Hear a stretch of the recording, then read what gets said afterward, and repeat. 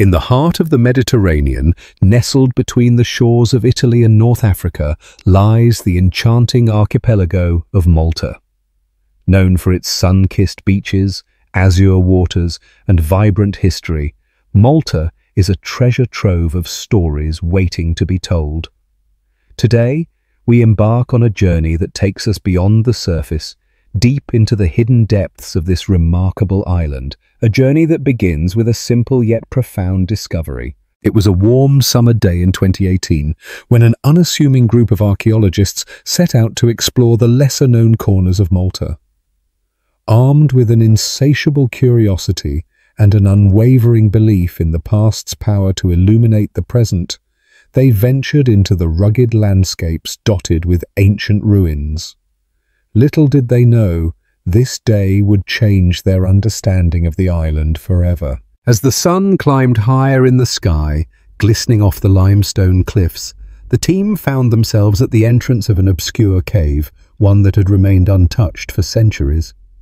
It was an entrance shrouded in mystery, a portal to the unknown. With each step into the cave, the air grew cooler and thicker, tinged with the scent of earth and age. They could almost hear the whispers of history echoing off the stone walls, beckoning them deeper. Inside, the dim light revealed intricate carvings and symbols etched into the rock. Stunning and otherworldly, these markings seemed to tell a story of a people long forgotten. As the archaeologists carefully documented each detail, they felt an electric thrill in the air, a sense that they were on the cusp of something extraordinary. The cave bore witness to rituals, to prayers, and perhaps to the very beginnings of civilization on this island. As days turned into weeks, the team meticulously excavated the site, uncovering artifacts that painted a vivid picture of Malta's ancient past. Pottery shards, tools, and remnants of food emerged from the earth, each piece a puzzle fitting into the grand narrative of human existence.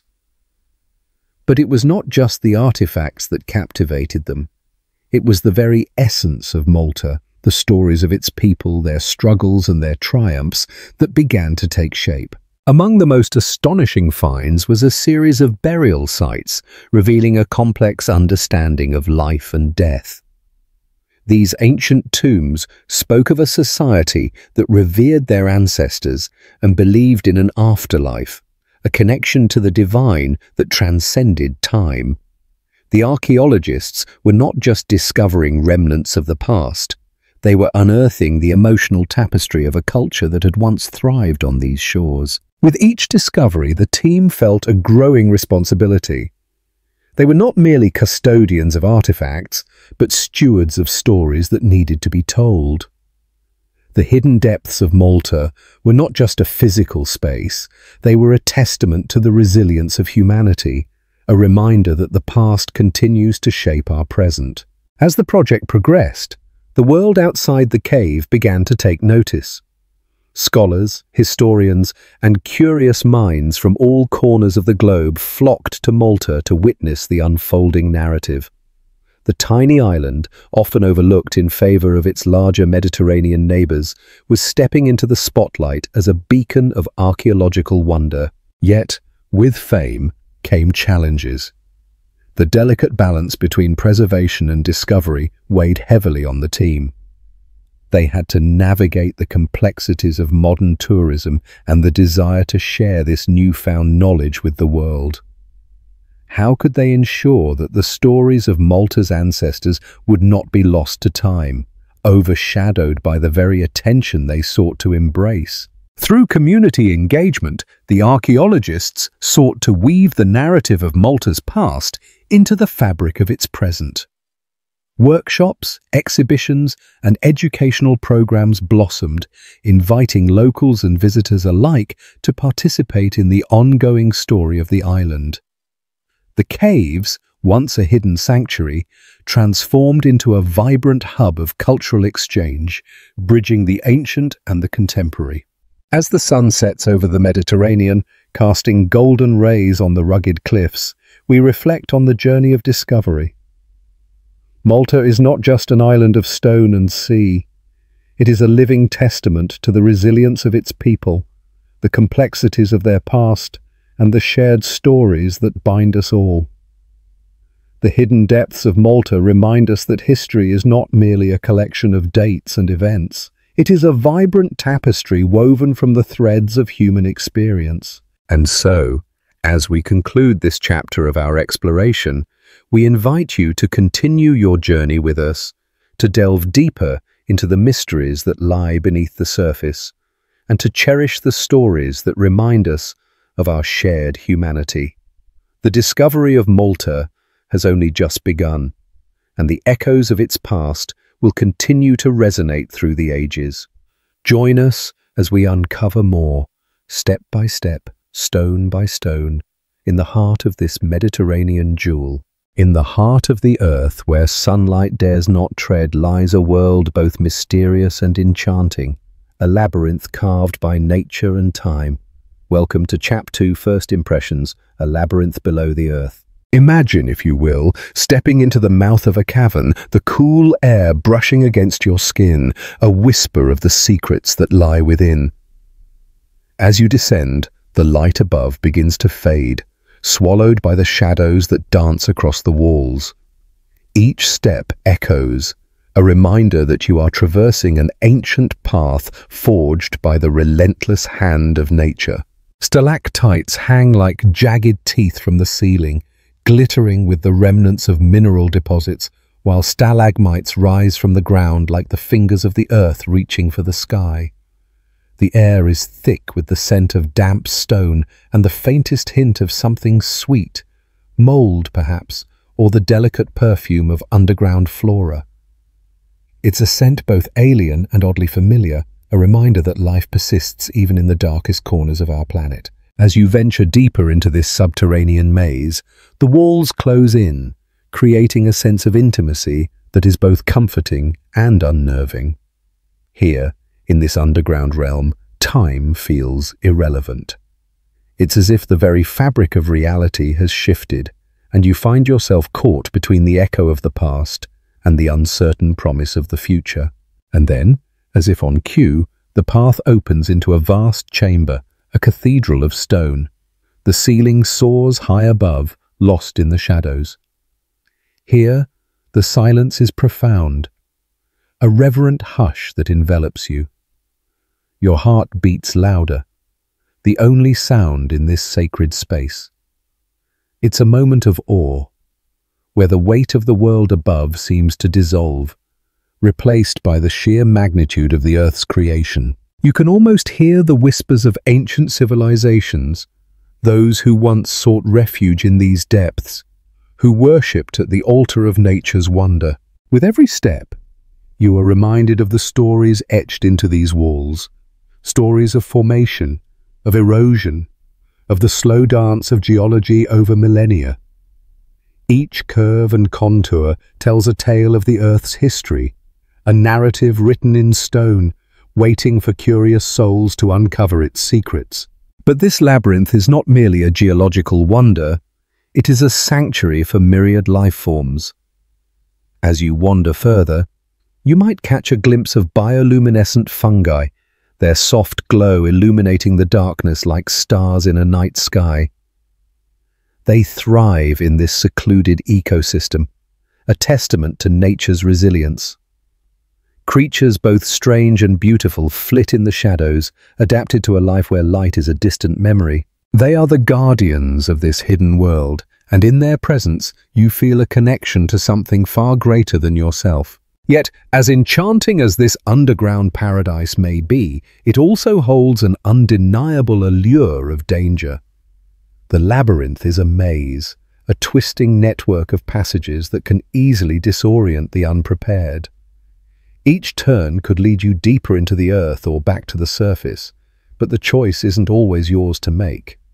It's a reminder that nature is not just a playground, it is a force that commands respect. As you explore, you may find remnants of human endeavor, old lanterns, abandoned tools, perhaps even the faint outlines of ancient drawings on the walls.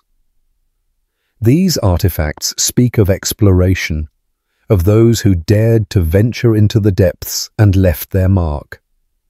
They are a bridge between the past and the present, a testament to our eternal curiosity and desire to understand the world around us. And just when you think you have grasped the essence of this labyrinth, it reveals another layer, pulling you deeper into its embrace. A gentle rumble reverberates through the ground, a reminder that the earth is alive, shifting, and ever-changing. You pause, heart racing, caught between the thrill of discovery and the primal instinct to flee. In this moment, you realize that the labyrinth below the earth is more than just a physical space. It is a reflection of the human experience itself. It is a journey into the unknown, a confrontation with our fears and desires. It challenges us to embrace the darkness, to seek the light that exists even in the most hidden of places. As you make your way back to the surface, the world above greets you with a burst of sunlight, a stark contrast to the shadows you've just left behind. You carry with you the memories of the labyrinth, the stories etched in your mind, and the whispers of the earth that will forever echo in your heart. In the end, the labyrinth is not just a place, it is a journey, a transformative experience that invites us to explore the depths of our own lives, to confront our fears, and to emerge, not just as explorers of the earth, but as seekers of truth within ourselves. And so we leave the labyrinth behind, but the impressions linger, a haunting reminder of the wonders that lie below, waiting to be discovered once more. In the heart of the Mediterranean, nestled between the shores of Italy and the coast of North Africa, lies the archipelago of Malta, a land steeped in history, enigma, and the whispers of a time long past. As we journey through the sun-kissed landscapes and ancient stone structures, we embark on a captivating exploration of the people who once called this island home. Welcome to Chapter 3, The Builders. Who were the people of Malta? Imagine, if you will, a time over 5,000 years ago. The sun rises over the rugged cliffs of Malta, casting a golden hue on the rolling hills and shimmering waters. This was a time when the island was alive with the sounds of nature and the rhythm of life, a time when the first settlers arrived, drawn by the promise of fertile land and abundant resources. These pioneers, skilled in agriculture and craftsmanship, brought with them a vision for a community rooted in harmony with their surroundings. The people of Malta, known today as the Neolithic builders, were more than mere settlers. They were architects of a unique civilization. As we stroll through the remnants of their world, we are greeted by the awe-inspiring megalithic temples that dot the landscape. Each temple, a testament to their ingenuity and devotion, stands as a silent guardian of their legacy. The intricate stonework, some weighing several tons, reveals a mastery of engineering that rivals the greatest structures of antiquity. But who were these remarkable individuals? They were not just builders, they were storytellers, artists, and spiritual seekers. Their lives were intertwined with the land, and their beliefs were deeply rooted in the cycles of nature. As we delve into their world, we discover that these early inhabitants revered the earth and sky, crafting altars and shrines to honor deities that embodied the elements around them. In the warm glow of the Mediterranean sun, we find ourselves at the Temple of Hagar Cheam, one of the most iconic monuments of Malta. Here, the colossal stone blocks whisper stories of rituals and ceremonies that once filled the air. The builders, with their hands calloused from labor and their hearts full of reverence, gathered in these sacred spaces to celebrate life, death, and rebirth. Each carving, each groove etched into the stone, speaks of a culture rich in symbolism and meaning, a culture that believed in the sacredness of life. As the narrative unfolds, we learn that the people of Malta were not isolated. Trade routes crisscrossed the Mediterranean, allowing for the exchange of ideas, goods, and cultures. The islands became a vibrant crossroads, where influences from distant lands mingled with local traditions. This melting pot of humanity fostered creativity and innovation, leading to the emergence of intricate pottery, jewelry, and tools that showcase their artistic prowess. Yet as we admire their achievements, we cannot ignore the mystery that shrouds their decline. What led to the eventual abandonment of these grand temples and the fading of a once thriving civilization? Climate change, resource depletion, or perhaps the shifting tides of human ambition? The answers remain elusive, leaving us with more questions than certainties. What we do know, however, is that the spirit of these builders endures, etched into the very stones of Malta. As we conclude our journey through the lives of the builders of Malta, we are reminded that their story is not just one of triumph and tragedy, but a testament to the enduring human spirit. They were dreamers who dared to carve their mark upon the world, and in doing so, they gifted us a glimpse into a time when humanity was inextricably linked to the earth. So, as we leave the temple ruins behind and gaze out at the azure sea, let us carry with us the echoes of their voices, the builders, the artists, the seekers who once walked these lands. Their legacy lives on, inviting us to explore, to wonder, and to remember that we are all part of this grand tapestry of history, woven together by the threads of our shared humanity. In a time long past, nestled in a land where the sun kissed the earth with golden rays and whispered secrets through the rustling leaves, there stood a mountain, ancient and wise. This mountain, with its towering cliffs and rugged face, held within its heart a story waiting to be told, a story of devotion, artistry, and the indomitable spirit of humankind. As dawn broke over the horizon, illuminating the sky in hues of lavender and gold, a group of artisans gathered at its base. Their hearts were filled with purpose, their hands skilled in the sacred art of stone carving. They were not mere workers, they were dreamers, visionaries determined to transform the lifeless rock into something divine. Their destination? A temple, a sanctuary dedicated to the gods, a place where the earthly and the celestial would intertwine. With each swing of their chisels, the sound echoed like a heartbeat, resonating through the valley. It was a rhythm of creation, a melody composed of grit and grace. The artisans toiled under the watchful gaze of the mountain, drawing inspiration from its grandeur. They envisioned towering pillars that would rise to the heavens, intricate carvings that would tell stories of old, and chambers filled with light where the faithful could find solace. As the sun climbed higher, the artisans began to carve the first outlines of the temple.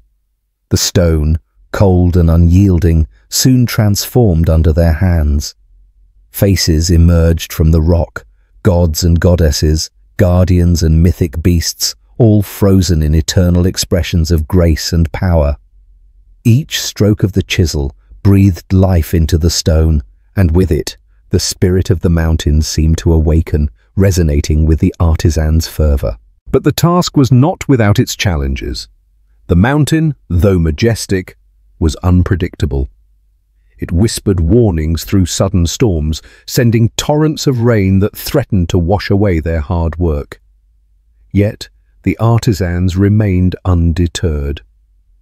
They gathered together, their bond forged in the fire of shared struggle. They sought shelter in the shadows of the mighty rock, sharing stories of perseverance and hope. It was here that they learned that true artistry was not only about shaping stone, but also about shaping themselves, finding strength in vulnerability, courage in uncertainty. As the seasons changed, the temple began to take form. The artisans celebrated each small victory, a column completed, a figure unveiled.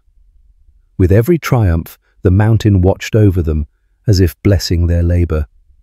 The air filled with the scent of earth and sweat, the sounds of chiseling and laughter harmonizing in a symphony of creation. They were creating not just a physical structure, but a testament to their faith, a legacy carved into the very stone of the earth. But amidst the toil and triumph, shadows crept in. Doubt began to whisper in the ears of some artisans. Is this dream too grand? They pondered. Will our hands, weary and worn, ever bring this vision to life? It was during one such moment of uncertainty that an elder among them stepped forward, his voice steady and reassuring. The mountain itself was shaped by time and patience, he said. So too must we be. Each strike of the chisel is a step closer. Do not lose faith in the beauty that lies ahead. With renewed vigor, the artisans pressed on. They gathered at dusk, their faces illuminated by flickering torches, sharing stories of their ancestors who had once carved paths through the wilderness, who had built bridges and homes, who had shaped the world with nothing but their hands and hearts. These stories ignited a fire within them, pushing the boundaries of fear and doubt. They returned to the stone with fresh resolve, each chisel stroke a prayer, each hammer strike a testament to their unyielding spirit. And then, after years of labor, the moment arrived. The sun cast its golden light upon the newly completed temple, its stone walls glowing like a beacon. The artisans stood back, breathless, as they beheld what they had created, a sanctuary woven from their dreams and struggles, a place where the divine could dwell among the mortals. It was more than just a structure. It was a symphony of stone and spirit, a celebration of humanity's enduring quest for meaning and connection. As people from far and wide gathered to witness the unveiling, the air buzzed with anticipation. They marveled at the intricate details, the swirling patterns, the lifelike figures, the stories etched into every corner. The temple stood as a testament not just to the artisans' skill, but to their unwavering belief in the profound beauty of their vision. In that moment, as the sun dipped below the horizon, painting the sky in shades of crimson and indigo, the artisans understood that they had carved more than a temple from rock. They had carved a legacy into the very essence of their being. Their journey, filled with challenges and triumphs, had united them in purpose and passion. They had transformed stone and shadow into a beacon of light, a reminder that within every challenge lies the possibility of creation, and within every heart the capacity for greatness. And so, the temple stood in silence, a guardian of stories, a monument to faith, and a bridge between the earthly and the divine. It reminded all who beheld it that, like the mountain, we too can rise, unyielding and steadfast, carving our own destinies from the rock of our dreams. In the heart of every great structure lies a tale woven from silence, a narrative crafted not merely by bricks and beams, but by the spaces in between. Welcome to the architecture of silence, chambers and corridors. Today, we embark on a journey through architectural wonders that tell stories of stillness, reflection, and the profound impact of the spaces we inhabit. Imagine stepping into a grand cathedral where towering arches reach toward the heavens and light filters through stained glass, casting a kaleidoscope of colors upon the cool stone floor. In this sacred space, silence envelops you like a warm embrace. It is in this silence that the architecture speaks, echoing the prayers and hopes of generations. Each chamber, each corridor is imbued with a sense of reverence, inviting contemplation and introspection. As we wander through these hallowed halls, consider the power of chambers, the rooms designed not just for function, but for feeling. The very word chamber conjures images of intimacy, of spaces that cradle secrets and whispers. In historic homes, the drawing rooms and studies were once sanctuaries for quiet conversations and deep reflections. The architecture of these spaces, with their warm wood paneling and soft lighting, encourages us to slow down, to pause, and to listen. Then envision the corridors, those often overlooked passages that connect one space to another. They guide our movement, shaping our journey through a building, yet they possess a unique character of their own. Corridors can be narrow and confining, creating a sense of mystery, or wide and inviting, encouraging us to linger. Each corridor tells a story of transition, of passage from the known to the unknown. As we walk through them, we are reminded of the journeys we undertake in life, the twists and turns that lead us to new experiences. In the world of modern architecture, silence is often a rare commodity. Urban landscapes are filled with the clamor of life, the honking of cars, the hum of conversation, the bustle of hurried footsteps. Yet, amidst this chaos, innovative architects are redefining the relationship between space and silence. They are crafting urban sanctuaries, gardens hidden within concrete jungles, quiet libraries tucked away from the noise, and community centers designed as havens of peace. These spaces remind us that silence is not merely the absence of sound, but a canvas upon which we can paint our thoughts and emotions. As we delve deeper into the architecture of silence, we uncover the profound influence of natural elements. Imagine a serene chamber with large windows that frame the tranquil beauty of a surrounding garden. The silence here is enriched by the gentle rustling of leaves and the distant song of birds, a reminder that architecture does not exist in isolation, but is part of a larger ecosystem. The interplay between the built environment and nature invites us to find moments of calm amidst the chaos, urging us to reconnect with the world around us. Let us not forget the cultural significance of silence in architecture. In many traditions, spaces have been deliberately designed to foster contemplation and introspection. From the minimalist Zen gardens of Japan to the tranquil cloisters of ancient monasteries, these architectural forms encourage us to embrace stillness and reflection. They remind us that silence is not an absence, but a presence, an essential part of the human experience that nurtures our souls. As we draw our journey to a close, let us carry forward the understanding that the architecture of silence shapes our lives in ways we often overlook. The chambers and corridors we traverse are more than mere pathways. They are vessels of memory, emotion, and connection. In a world that often rushes by, let us find solace in these spaces, allowing them to guide us toward moments of reflection, clarity, and peace. So next time you step into a room or walk down a corridor, pause for a moment, listen closely, feel the silence, and let the architecture speak to you. After all, in the stillness, we may find our truest selves. Welcome to the architecture of silence. Thank you for joining us on this journey. In the heart of an ancient city, where the cobblestones whisper secrets of the past and the air is thick with the scent of history, lies a room that has captured the imagination of many. This is no ordinary room. It is the Oracle Room, an enigmatic space where voices multiply, where echoes of the past intertwine with the whispers of the present. As we step into this sacred chamber, we are enveloped by a profound stillness. The walls, adorned with intricate carvings, tell stories of seekers who once stood here, yearning for guidance and clarity. It is said that in this room time bends and reality shifts, allowing those who listen closely to hear the voices of ages long gone. We journey back to a time when the oracle was revered, a figure shrouded in mystery, sought after by kings and commoners alike. Imagine a young traveler, weary from a long journey, stepping into the oracle room. The flickering torchlight dances upon the stone walls, and with each step, the air crackles with anticipation.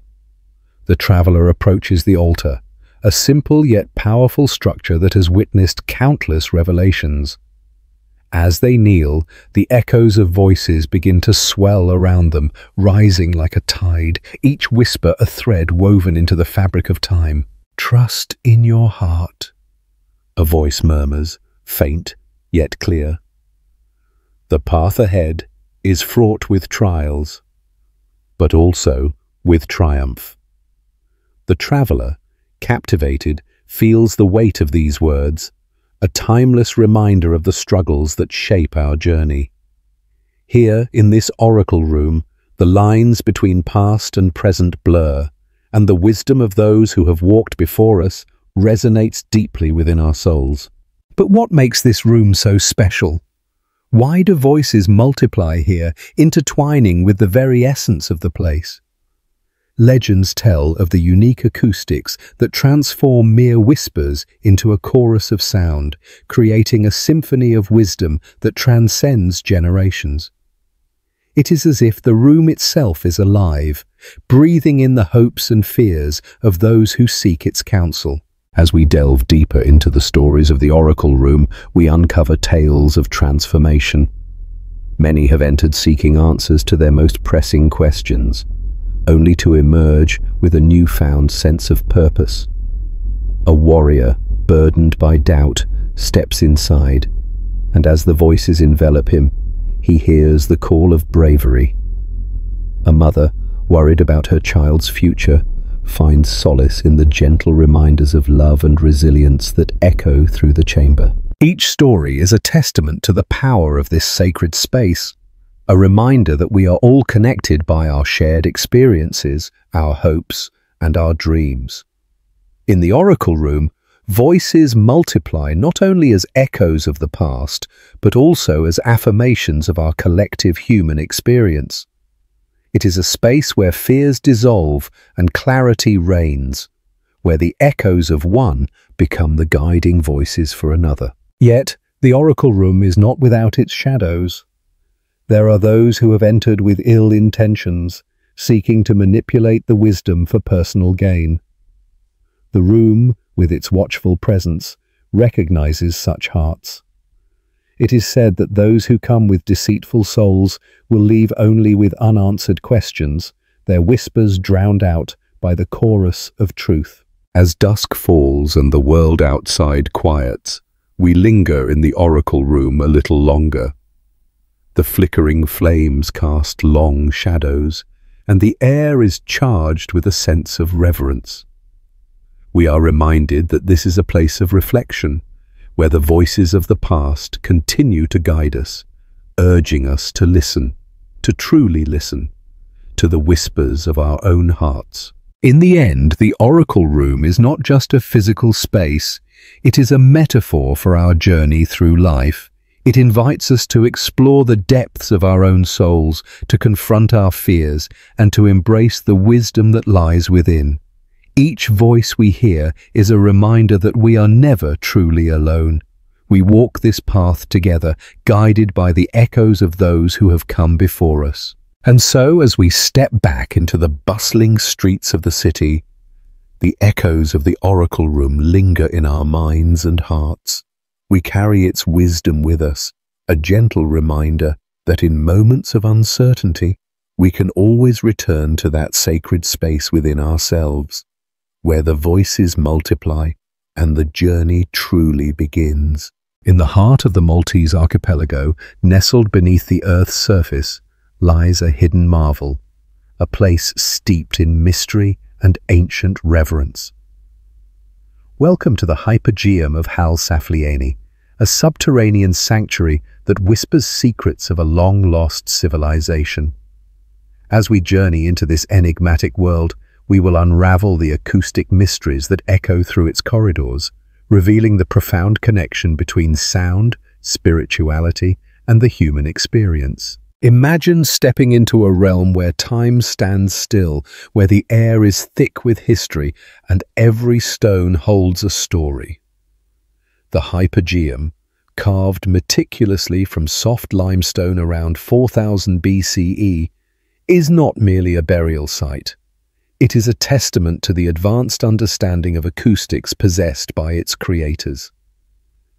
As you descend into the depths, a sense of awe washes over you, as if the very walls are alive, inviting you to listen closely. The first chamber opens up before you, its rounded ceiling soaring high above. Here, the air vibrates with an otherworldly resonance, a sound sculpted by the contours of the space. This is no ordinary echo. It's a harmonic symphony, a delicate interplay between your voice and the ancient stones that cradle it. When you speak or hum, the reverberations dance through the air, creating a powerful auditory experience that feels both intimate and divine. What is it about this place that transforms mere sounds into something sacred? As we delve deeper, we discover that the ancients were not only builders but also masters of sound. They understood how the shape and structure of these chambers could amplify voices and create echoes that linger, almost as if the ancestors themselves were responding. Some researchers have suggested that these echoes evoke a sense of the divine, transporting the listener to a higher spiritual plane, a phenomenon that transcends time and culture. But the mystery doesn't end there. The Hypogeum is home to a unique feature known as the Oracle Room, a space revered for its extraordinary acoustics. Here, the echoes can amplify even the softest whisper, allowing messages to ripple through the chamber like waves in a vast ocean. It is said that priests and priestesses would perform rituals, their chants resonating within these walls, bridging the earthly and the celestial.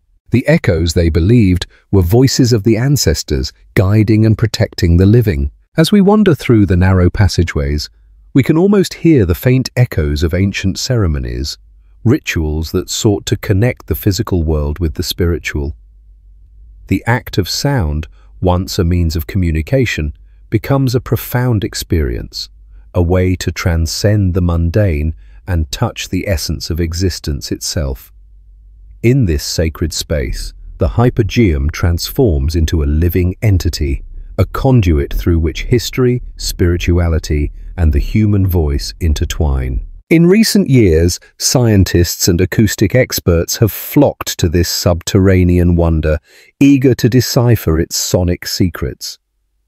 Using modern technology, they have uncovered patterns in the echoes, revealing a sophisticated understanding of sound that resonates with harmonic frequencies. It becomes clear that the construction of the Hypogeum was a deliberate act of artistry, where every curve and angle was designed with intention, creating a space where sound could flourish. But what drove the ancient architects to create such a remarkable acoustic environment? Was it purely for ritualistic purposes, or was there a deeper, more profound reason? As we ponder these questions, we are reminded that the search for answers often leads us to more questions. The echoes of the Hypogeum are not just sounds, they are echoes of our shared humanity, reverberating through the ages. As we prepare to exit this mystical realm, we take one last moment to listen. The echoes fade slowly, leaving behind a lingering sense of wonder. The Hypogeum of Ħal Saflieni stands as a testament to the power of sound, a reminder that, even in the depths of the earth, our voices can resonate with the echoes of our ancestors, bridging the gap between the past and the present. So, as we leave this ancient sanctuary, let us carry with us the understanding that every sound we make, every voice we raise, is part of a greater symphony, a timeless echo that connects us to those who came before and those who will come after. In the heart of Malta, beneath the surface of stone, we find not just an acoustic mystery, but a profound reflection of the human spirit. In the heart of ancient landscapes, where stones whisper tales of the past, lies a fascinating story etched in the very fabric of the earth itself. Welcome to a journey through spirals in stone, the symbols of the temple walls. As we stand before the grand facades of ancient temples, adorned with intricate carvings and symbols, we are beckoned to unravel the mysteries of spirals, a motif that transcends time and culture. These mesmerizing forms, winding like the paths of life, invite us to delve deeper into their meaning and significance. From the moment we gaze upon these spirals, we are drawn into a world where art and spirituality intertwine. Each curve and twist tells a story, a language of its own, spoken not with words, but with the silent eloquence of stone. The spiral, a universal symbol, appears in various cultures and epochs, embodying concepts of growth, evolution, and the eternal cycle of life. Imagine the artisans, long ago, their hands deftly carving these spirals into the walls of sacred spaces.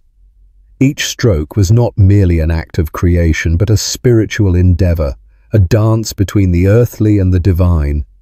The spirals were not just decoration, they were conduits of energy, connecting the temple's earthly presence to the celestial realms above. In the ancient cultures of Mesopotamia, spirals adorned the ziggurats, monumental structures that served as bridges between the heavens and the earth. Here, the spiral represented the journey of the soul, a path leading upwards towards enlightenment and divine connection. Each layer of the ziggurat, spiraling higher, echoed the belief that life is an ascent, a continuous journey towards greater understanding. Traveling further, we find ourselves in the misty landscapes of Celtic lands, where spirals flourish in their own unique form. The ancient Celts wove these symbols into their sacred sites, seeing them as representations of the cycle of life, death, and rebirth. The spiral, to them, embodied the interconnectedness of all things, a reminder that every ending is but a new beginning. As we walk among these ancient stones, we can almost hear the soft chants of druids celebrating life's infinite cycles. In the temples of the Maya, spirals take on yet another dimension. Here, they symbolize time, an endless loop that reflects the cosmos itself. The intricate carvings guide us through the layers of existence, a reminder that time is not linear, but rather a spiral, ever repeating and yet always evolving. The echoes of rituals and ceremonies fill the air as we envision the priests invoking the spirits, their voices entwined with the very essence of the spiral. And as we journey to the sacred sites of the Indian subcontinent, we encounter the beautiful mandalas, where spirals dance in sacred geometry. These intricate designs encapsulate the universe, inviting meditation and reflection. Within these spirals, we find the essence of creation, a reminder that we are all part of a greater whole, a cosmic dance of energy and form. As we explore these symbols, we come to realize that spirals are more than mere decoration. They are a reflection of our own journey. They remind us that life is not a straight path, but a winding road filled with twists and turns, challenges and triumphs. Each spiral encourages us to embrace the journey, to find beauty in the chaos, and to understand that the path we walk is sacred. In the shadows of these ancient temple walls, we uncover a profound truth, that the spirals in stone are not just relics of a bygone era, but living symbols that continue to resonate within us today.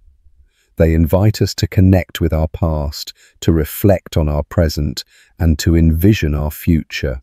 As we conclude our journey through these sacred spaces, we carry with us the wisdom of the spirals, a reminder that we are all part of a larger tapestry woven together by the threads of time and existence. The spirals in stone will forever stand as sentinels of our shared human experience, guiding us as we navigate the endless journey of life. Thank you for joining us on this exploration of spirals in stone, the symbols of the temple walls. May the stories etched in stone continue to inspire and illuminate our paths. In the heart of the earth, where shadows dance with the whispers of time, lies a narrative as old as humanity itself, the burial of the dead. This is a story steeped in ritual, reverence, and the eternal quest for understanding what lies beyond the veil of life. Welcome to Burial of the Dead, Bones in the Darkness, a journey through the ages, exploring the profound relationship between the living and the departed. From the dawn of civilization, humans have grappled with the concept of mortality. The instinct to honor the dead is as innate as the urge to breathe. In ancient times, long before the rise of cities and the clamor of civilization, our ancestors faced the unyielding reality of death. They roamed the earth, their lives intertwined with nature, believing that the spirits of their loved ones lingered in the world around them. Picture a time when the night sky was unblemished by city lights, where the moon cast an ethereal glow over vast expanses of wilderness. Here, in this tranquil darkness, early humans began to lay their dead to rest. Graves were more than mere holes in the ground. They were sacred spaces, imbued with meaning and memory. In the soft earth, a body would find its final home, surrounded by offerings of food, tools, and cherished belongings, meant to aid the departed in the afterlife. As we journey through different cultures and epochs, we find that burial practices, each unique and deeply personal, reflect the values and beliefs of the societies that created them. In ancient Egypt, the dead were meticulously mummified, wrapped in linen and adorned with amulets, as the living sought to ensure a safe passage into the realm of the gods. The grand tombs of the pharaohs, with their intricate hieroglyphs and treasures, stood as testaments to the belief in immortality, urging the world to remember the legacy of those who had walked the earth before. Meanwhile, in the cold reaches of the Arctic, the Inuit people honored their dead with profound respect, laying them to rest in the frozen ground, often wrapped in the skins of animals. Their connection to the land was unbreakable, and they believed that the spirits of their ancestors watched over them, guiding them through the harshness of life. The simplicity of these rites echoed a profound truth, that death is not an end, but a transition to another state of being. As we traverse continents and centuries, we encounter the elaborate burial mounds of the Celts, the sacred burial sites of Native American tribes, and the quiet simplicity of rural European cemeteries. Each culture, in its own way, wrestled with the question of what happens when the heart stops beating. The rituals surrounding death, whether they involved elaborate ceremonies or quiet farewells, were a means to confront the unknown, to make sense of the grief that envelops the living. But what of the bones? The remnants of our ancestors, fragile yet enduring, tell stories of lives once lived. When we unearth these skeletal remains, we are not just excavating the past. We are engaging in a dialogue with history. Each bone, each fragment, carries with it secrets of the human experience, of love, loss, struggle, and survival. Archaeologists and historians sift through layers of earth, piecing together narratives that have long been forgotten. They reveal how people lived, what they believed, and how they faced their inevitable end. Indeed, the burial practices we explore today are not mere relics. They are the echoes of our collective consciousness. They remind us that we are connected across time and space, bound by our shared humanity. The bones in the darkness are not just remnants of the past. They are a bridge to understanding who we are, where we come from, and what we might become. As we reflect on the countless ways societies have honored their dead, we come to realize that these rituals are a testament to love and memory. They are an affirmation of life itself, reminding us that even in death, we are never truly alone. The stories of our ancestors live on, woven into the very fabric of our existence, guiding us in our own journeys through the darkness. So, as we lay the last fragments of this exploration to rest, let us honor those who have come before us. Let us carry their stories in our hearts, for in doing so, we keep alive the flame of memory, illuminating the path for generations yet to come. In the end, the burial of the dead is not just about the bones in the darkness, it is about the enduring light of life that flickers on, undaunted by the passage of time. In the heart of ancient civilizations, where the echoes of the past whisper through crumbling ruins and the sands of time hold untold secrets, there lies a captivating tale woven into the very fabric of humanity, one that involves skulls, deformation, and rituals. Welcome to a journey through Chap 10 Skulls and Secrets, theories of deformation and ritual. Picture, if you will, a time long before our own, when the world was steeped in mystery, and the human form was not merely a vessel for life, but a canvas upon which culture painted its most profound beliefs and practices. Across continents and cultures, from the rolling hills of the Andes to the verdant valleys of Mesoamerica, ancient peoples engaged in a practice that has both baffled and fascinated archaeologists and historians alike: cranial deformation. As we traverse through this story, we find ourselves in the lush landscapes of the ancient Inca Empire, where the high priests and rulers sought to embody divine attributes. Children, from the tender age of infancy, underwent a rigorous process of shaping their skulls, binding them with cloth or wooden implements to create a distinctively elongated or flattened head. This was not merely an aesthetic choice, it was a powerful statement. To possess such a form was to be closer to the gods, to embody the divine, to stand apart from the ordinary. But what compelled these cultures to alter their very bodies in such profound ways? Some theories suggest that cranial deformation was a symbol of social status, a physical manifestation of one's place within the hierarchy. In the eyes of the community, the elongated skull was a badge of honor, representing nobility, intellect, and power. Yet, it also posed a question about identity, about what it means to belong and how far one might go to carve out a place in the tapestry of society. As we move our gaze northward, we discover the enigmatic practices of the ancient Maya. Here, in a world where the celestial dance of the stars dictated the rhythms of life, cranial deformation took on a different significance. For the Maya, it was intertwined with their spiritual beliefs, a ritualistic act that honored the cosmos. They believed that the shape of one's skull could determine their fate in the afterlife, influencing not just their personal destiny but the very fate of their community. The rituals surrounding these transformations were elaborate, infused with symbolism and meaning. Family members would come together, celebrating the milestones of their children, with ceremonies filled with music, dance, and offerings to the gods.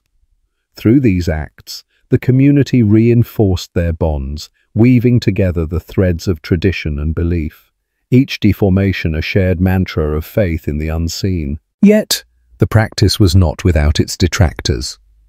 As we peel back the layers of history, we encounter the voices of those who questioned the morality of such a practice.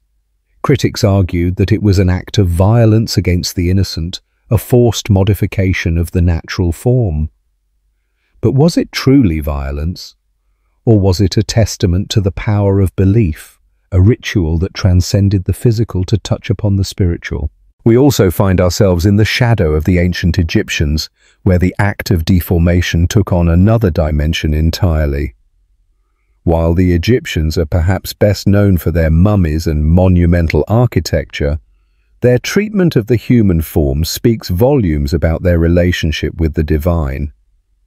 In some cases, they practiced a form of head shaping not for aesthetic reasons, but as a means to prepare the deceased for the afterlife. This ritual was steeped in the belief that the soul required a body that mirrored its earthly existence, a body that would carry it through the trials of the afterlife. The careful shaping of the skull, therefore, was not simply a physical alteration. It was an act of reverence, a way to honor the journey of the soul. As we delve deeper into these ancient practices, it becomes clear that cranial deformation was more than a mere curiosity of history. It was an expression of identity, a complex interplay between culture, spirituality, and the human experience. Each skull tells a story of individuals who lived, loved, and believed, who sought to reach beyond the confines of their physical form and connect with something greater than themselves. In a world where the past often feels distant and fragmented, the story of skulls and secrets reminds us that humanity is united by a shared quest for meaning. It invites us to reflect on our own rituals, our own beliefs, and the lengths we go to in order to define ourselves in a world that is ever-changing. As we conclude this chapter of our exploration, we leave you with a lingering question. What shapes us? Is it the physical form we inhabit? Or is it the beliefs we hold dear, the rituals we practice, and the connections we forge that truly define our essence? In the echoes of ancient skulls, may we find the answers that resonate with our own souls and the stories that continue to unfold in the tapestry of life. In the quiet embrace of dawn, as the first rays of sunlight stretch across the horizon, we embark on a journey through time, an odyssey that meanders through the layers of human history, from the Neolithic era to the forgotten ages that linger in whispers and shadows. Imagine the earth beneath your feet, rich with the memories of those who walked before us, their stories etched in stone, soil, and spirit. Our tale begins in the Neolithic period, a time when humanity first began to settle, transitioning from the nomadic life of hunter-gatherers to a more sedentary existence. Picture a vast landscape dotted with small, evolving communities. Here, in this cradle of civilization, the first farmers sowed the seeds of agriculture, transforming not only the earth, but the very fabric of human society. The simple act of planting a seed, an act of faith and hope, set the stage for a revolution. It was here that the wheel would soon turn and civilization would begin to take its first faltering steps. As we delve deeper into this era, we find ourselves amidst the Neolithic villages where the air is thick with the scent of damp earth and freshly tilled soil. We can hear the laughter of children playing, the rhythmic sound of tools striking stone, and the communal hum of life. The people gathered around their fires at night, sharing stories that would weave the tapestry of their existence, legends of the hunt and the earth, tales that would echo through millennia. Yet, as we turn the pages of time, we find that not all stories are told. The echoes of the past grow faint as we move into the ages that followed. The Bronze Age and Iron Age, where the art of metallurgy emerged, forging not just tools, but empires. Imagine the clang of metal on metal, the sparks flying in the dimly lit smithies. As societies grew more complex, so too did their ambitions. Kingdoms rose, and with them the burdens of power, conquest, and trade. In this unfolding drama, cities blossomed like flowers in the sun, intricate networks of trade routes connecting distant lands. We see the bustling marketplaces alive with the chatter of merchants and the vibrant colors of textiles and spices. Yet, amid the prosperity, shadows loomed. The weight of forgotten ages began to settle upon the soil as conflicts erupted and civilizations faltered. We now find ourselves traversing through time like a river flowing over stones, smoothing the edges of what once was. The echoes of the past entwine with the present as we come upon the forgotten ages, the remnants of lost civilizations. The ruins stand solemnly against the backdrop of nature's relentless march, overgrown, yet resilient. Here, in these silent sentinels, we hear the whispers of those who once thrived. The crumbling walls of ancient temples and the dust-laden roads speak of lives lived with passion and dreams that once soared high. As we walk among these remnants, we encounter the stones of time, monuments dedicated to gods long forgotten, inscriptions that tell of triumphs and tragedies. Each fragment, a piece of a larger puzzle, beckons us to ponder the stories that lie beneath the surface. Who were these people? What dreams did they nurture? What sorrows did they endure? In the stillness of these forgotten places, we are reminded that history is not merely a collection of dates and events. It is a tapestry woven from the threads of human experience. But time, relentless as it is, does not linger. It sweeps us forward into the depths of the Dark Ages, a period often shrouded in mystery and misconception. Here in this dimly lit epoch, knowledge flickered like a candle in the wind, its flame threatened by the storms of ignorance and fear. Yet, even in darkness, there is light. Monasteries became havens of learning, where scribes painstakingly copied ancient texts, preserving the wisdom of the ages. As we navigate through these layers of time, we discover the resilience of the human spirit. Empires may rise and fall, civilizations may be forgotten, but the quest for knowledge, connection, and understanding endures.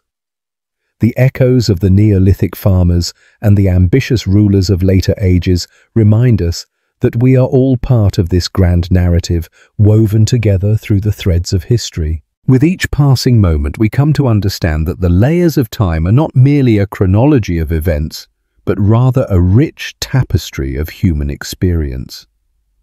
From the humble beginnings of agriculture to the complexities of forgotten empires, we are reminded of our shared humanity.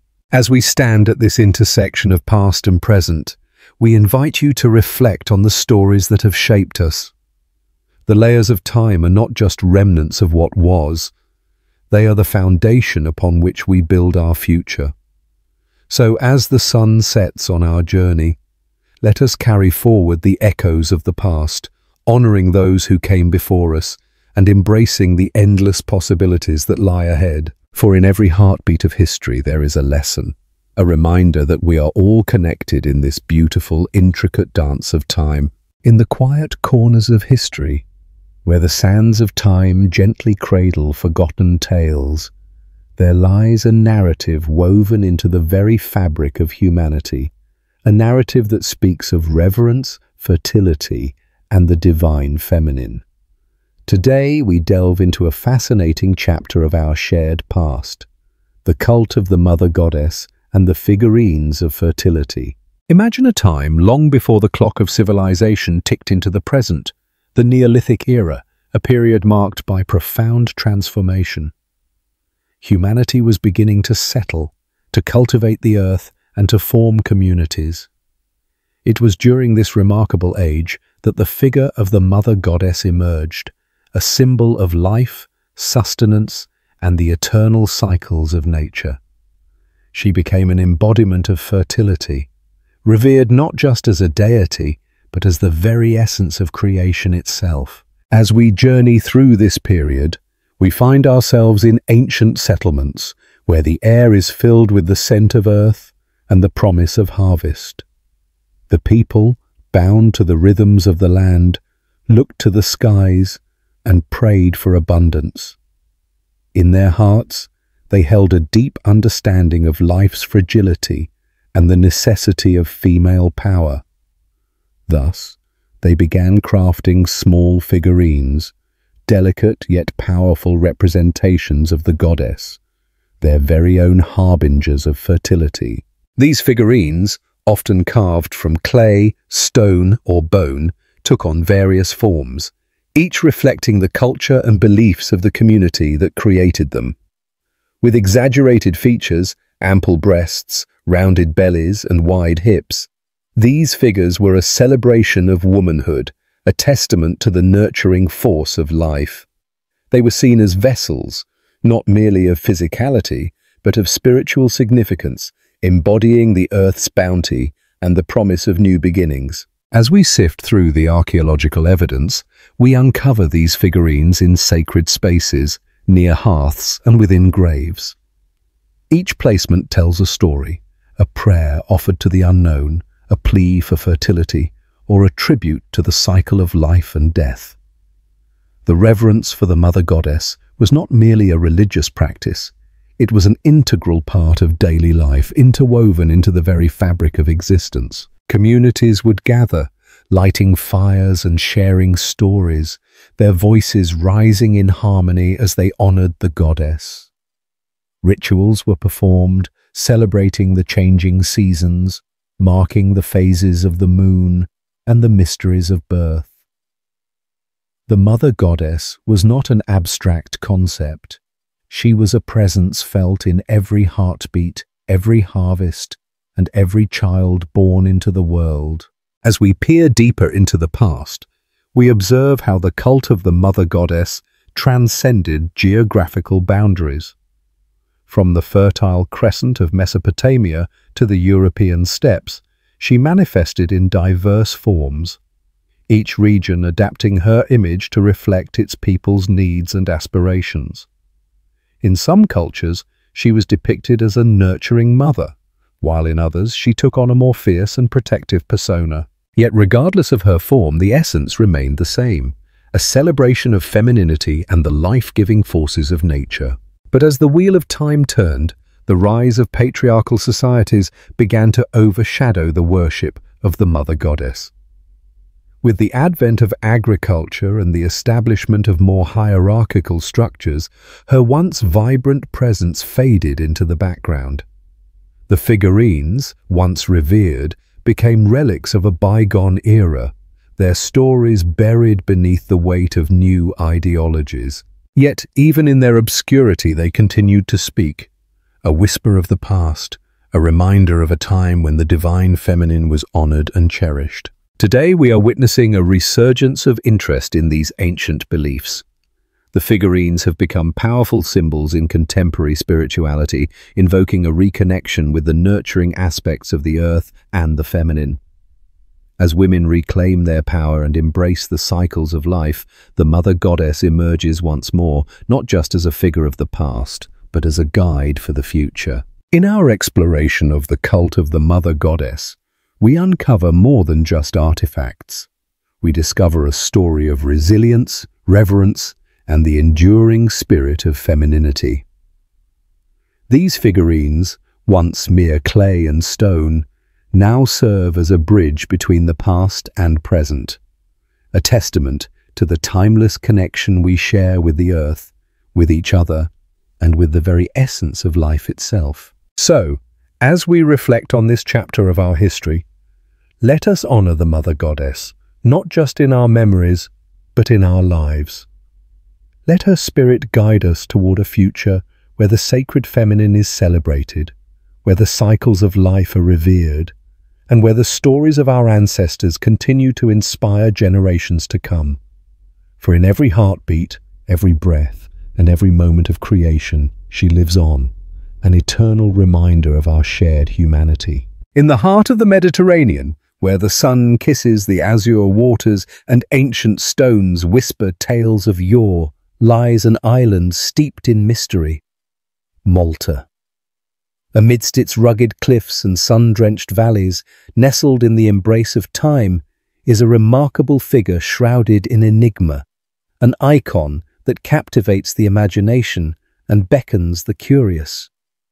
This is the story of the Sleeping Lady, a symbol of Malta's rich tapestry of history and myth. As we journey back in time to the age of the Neolithic, around 3600 BC, the winds of change swept across the Mediterranean landscape, bringing with them a culture that would leave an indelible mark on Malta. It was during this period that our story unfolds in the sacred space of the Haga Chim temples, where the Sleeping Lady rests. Carved from soft stone, her form embodies both the essence of femininity and the mysteries of the earth. With her closed eyes and serene expression, she seems to drift in eternal slumber, inviting us to ponder the secrets she guards. The legend of the Sleeping Lady is not merely a tale of stone and spirit. It is a reflection of the deep reverence the ancient Maltese held for fertility and the divine feminine. As the seasons changed and the cycles of life flowed, she became synonymous with the earth's nurturing power, a protector of harvests and a symbol of motherhood. Villagers would come from far and wide, bringing offerings, fruits, flowers and prayers, hoping to awaken her from her slumber and gain her blessings. But like any great mystery, the Sleeping Lady is enwrapped in layers of symbolism and interpretation. Some see her as a representation of a great goddess, while others speculate she might be a funerary figure, a guardian watching over the spirits of the departed. The ambiguity adds to her allure, for she has transcended the physical confines of her stone form to become a canvas for our dreams and fears, our hopes and histories. As we walk through the ancient temples where she lies, a palpable energy fills the air, a connection to the past that intertwines with our present. Sunlight filters through the temple's megaliths, casting shadows that dance upon the ground, as if the very earth is alive, whispering secrets to those who dare to listen. The echoes of ancient rituals still linger here where our ancestors once gathered to celebrate life, death, and the mysteries of existence. Yet, the sleeping lady is not merely a relic of the past. She serves as a reminder of the timelessness of our search for meaning. In a world that often feels chaotic, her tranquil presence invites reflection. She urges us to pause, to breathe, and to remember the cycles of life that bind us all. Those who stand before her can't help but feel a sense of connection to the earth, to the cosmos, and to each other. As centuries turned to millennia, the sleeping lady endured the ravages of time, weathering storms both literal and metaphorical. She has witnessed the rise and fall of civilizations, the ebb and flow of cultures, yet she remains steadfast and serene. Today, she is a beacon for those who seek to understand not just the history of Malta, but the very essence of humanity itself. In the quiet moments of contemplation, one can almost hear her whisper, a call to embrace the mysteries of life, to honor the feminine spirit within us all. She inspires artists, poets, and dreamers, igniting the flames of creativity and introspection. For the sleeping lady is more than just an icon. She is a muse, a guide leading us through the labyrinth of existence. As we conclude our journey through the tales of the sleeping lady, we are left with a profound sense of wonder. She is a reminder that some mysteries are not meant to be solved, but cherished. Like the waves that lap against Malta's shores, she teaches us that life is a beautiful enigma, a tapestry woven with threads of history, culture, and the enduring human spirit. So, as we bid farewell to this enchanting island and the sleeping lady who rests within its embrace, let us carry her spirit with us, a gentle reminder to seek the beauty in the unknown, to honor the mysteries that surround us, and to cherish the moments of stillness that allow us to dream. In the end, the sleeping lady is not just a figure of stone. She is a symbol of the eternal quest for understanding, inviting us all to join her in the dance of life. In the hush of the twilight hours, when the sun dips below the horizon and darkness unfurls its vast cloak, a flickering light begins to dance. It pulls us in with its warmth, casting long shadows that stretch and play across ancient landscapes. This is the story of torches, those humble yet powerful symbols that have illuminated the human experience since time immemorial. From the flickering flames of primitive times to the carefully crafted torches of today, the ritual use of these beacons of light connects us to our ancestors and to one another. Picture, if you will, a gathering of early humans around a crackling fire. The flames leap high, casting a glow on their faces, illuminating wide eyes filled with wonder and trepidation. Here, in this sacred space, light is not just a means to see, it is a conduit for the divine, a bridge between the earthly and the spiritual. As we journey through history, we find that torches have played a pivotal role in countless rituals and ceremonies. In ancient Egypt, they were used to guide souls through the underworld, their flames symbolic of the eternal journey. In Greece, torchlit processions celebrated the mysteries of life and death, where each flicker represented hope, rebirth, and the bond between the living and the dead.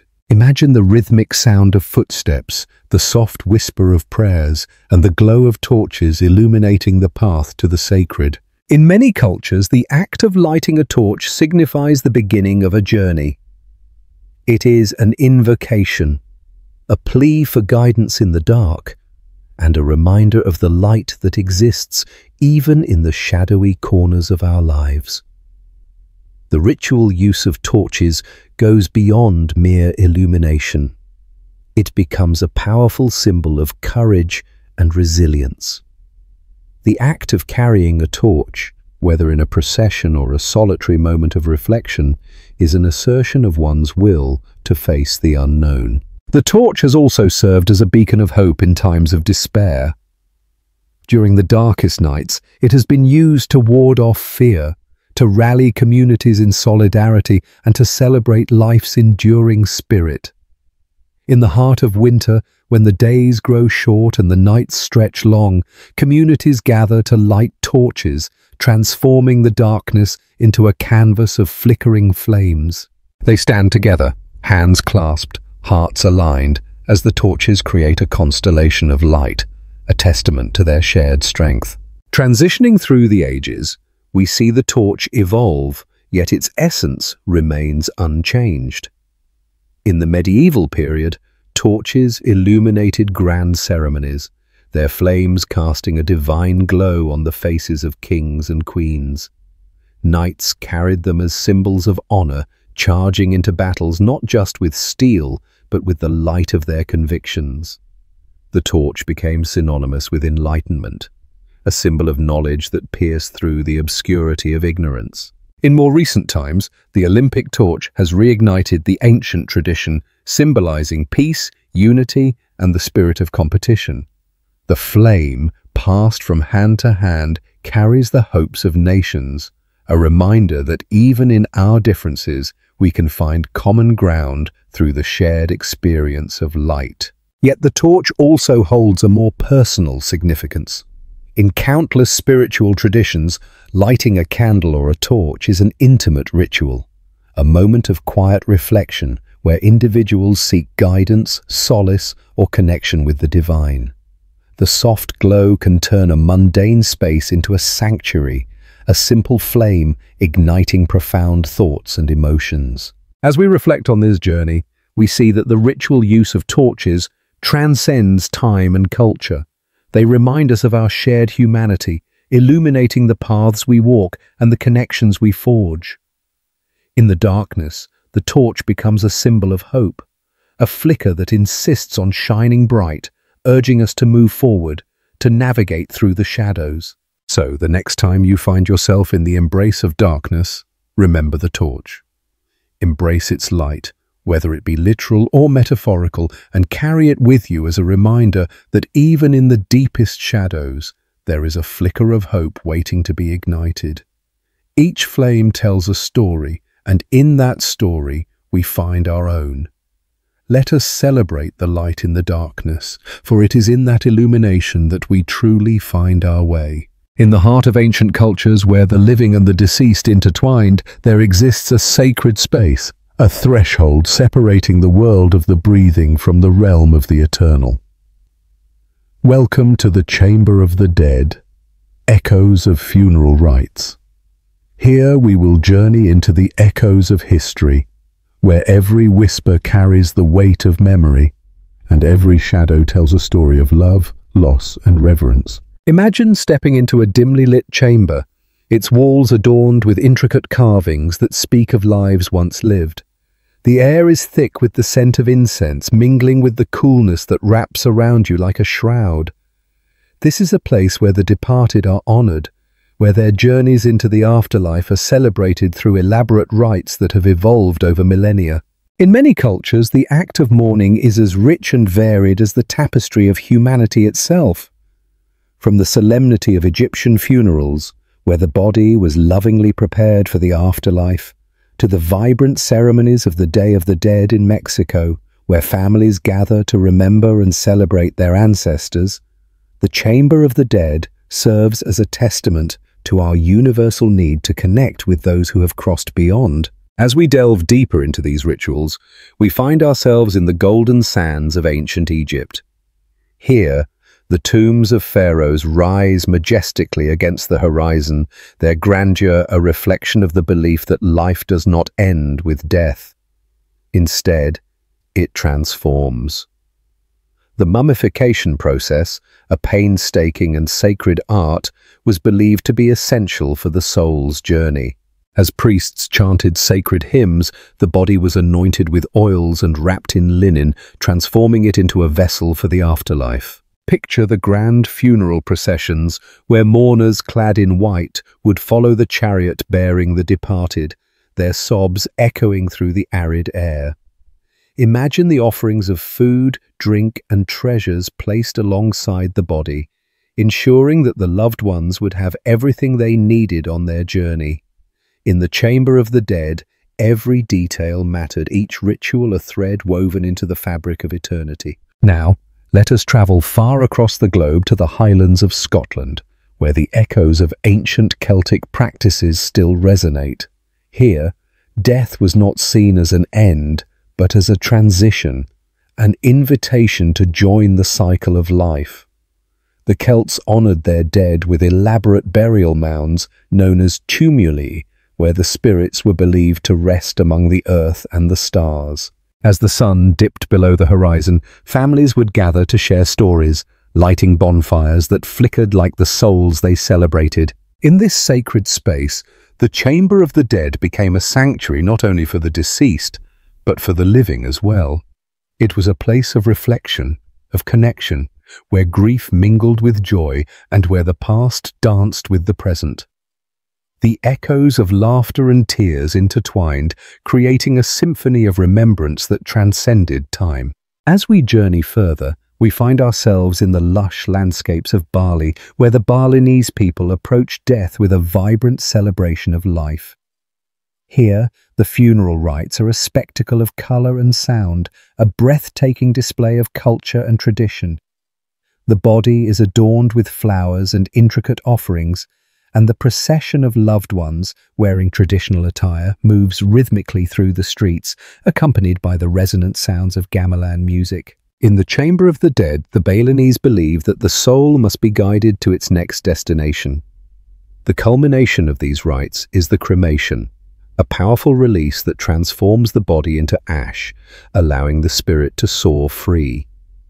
As the flames rise, they carry with them the hopes and dreams of the departed, mingling with the laughter of those left behind, creating a tapestry of love that fills the sky. In every corner of the world, the chamber of the dead reflects the myriad ways we cope with loss. From the somber silence of a graveyard to the joyous celebration of life, these rituals remind us that while we may part ways with our loved ones, the bonds we share are eternal.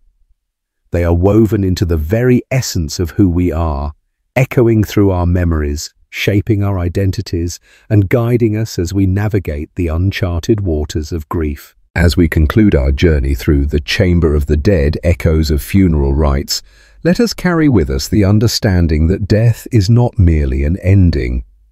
It is a passage, a continuation of a story that transcends time. In honoring those who came before us, we create a legacy of love, reminding ourselves that in every farewell there lies the promise of a reunion, a celebration of life that echoes through the ages. In the heart of ancient civilizations, long before the advent of modern science, sound was revered as a sacred force.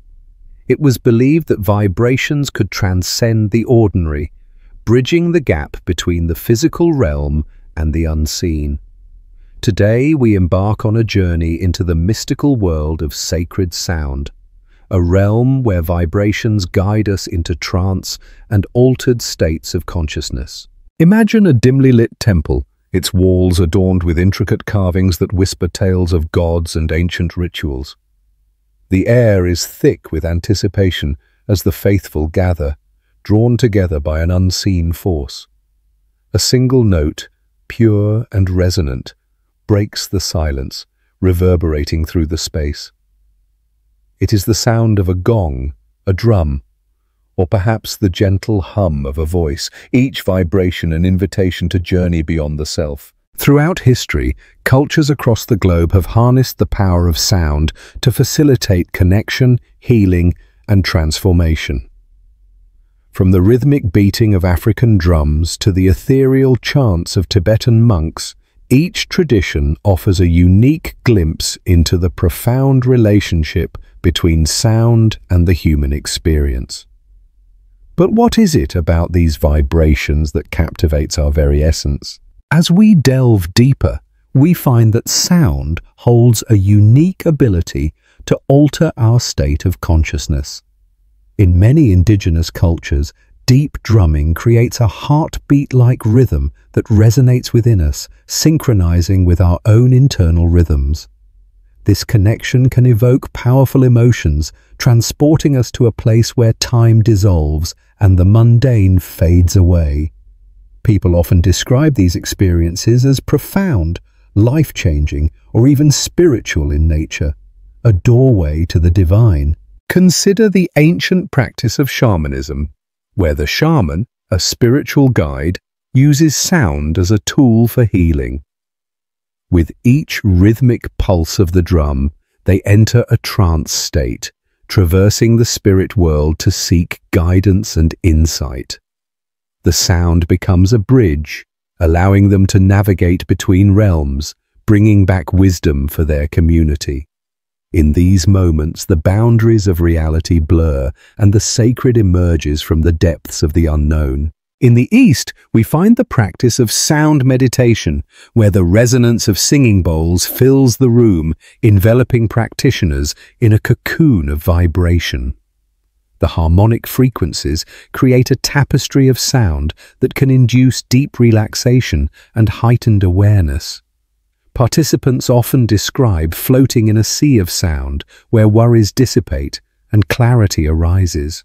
Here, in this sanctuary of tones, one can explore the vast landscape of the mind, uncovering hidden truths and fostering a sense of connection with the universe. But sound is not merely a tool for individual exploration, it has the power to unite us.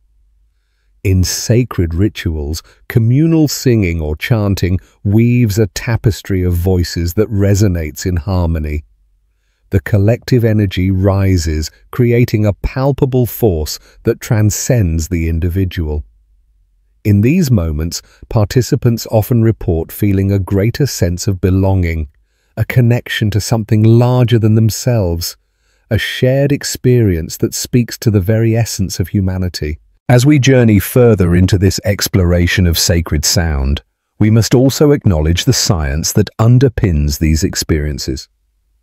The vibrations produced by sound waves interact with our bodies on a cellular level, influencing our moods and emotional states.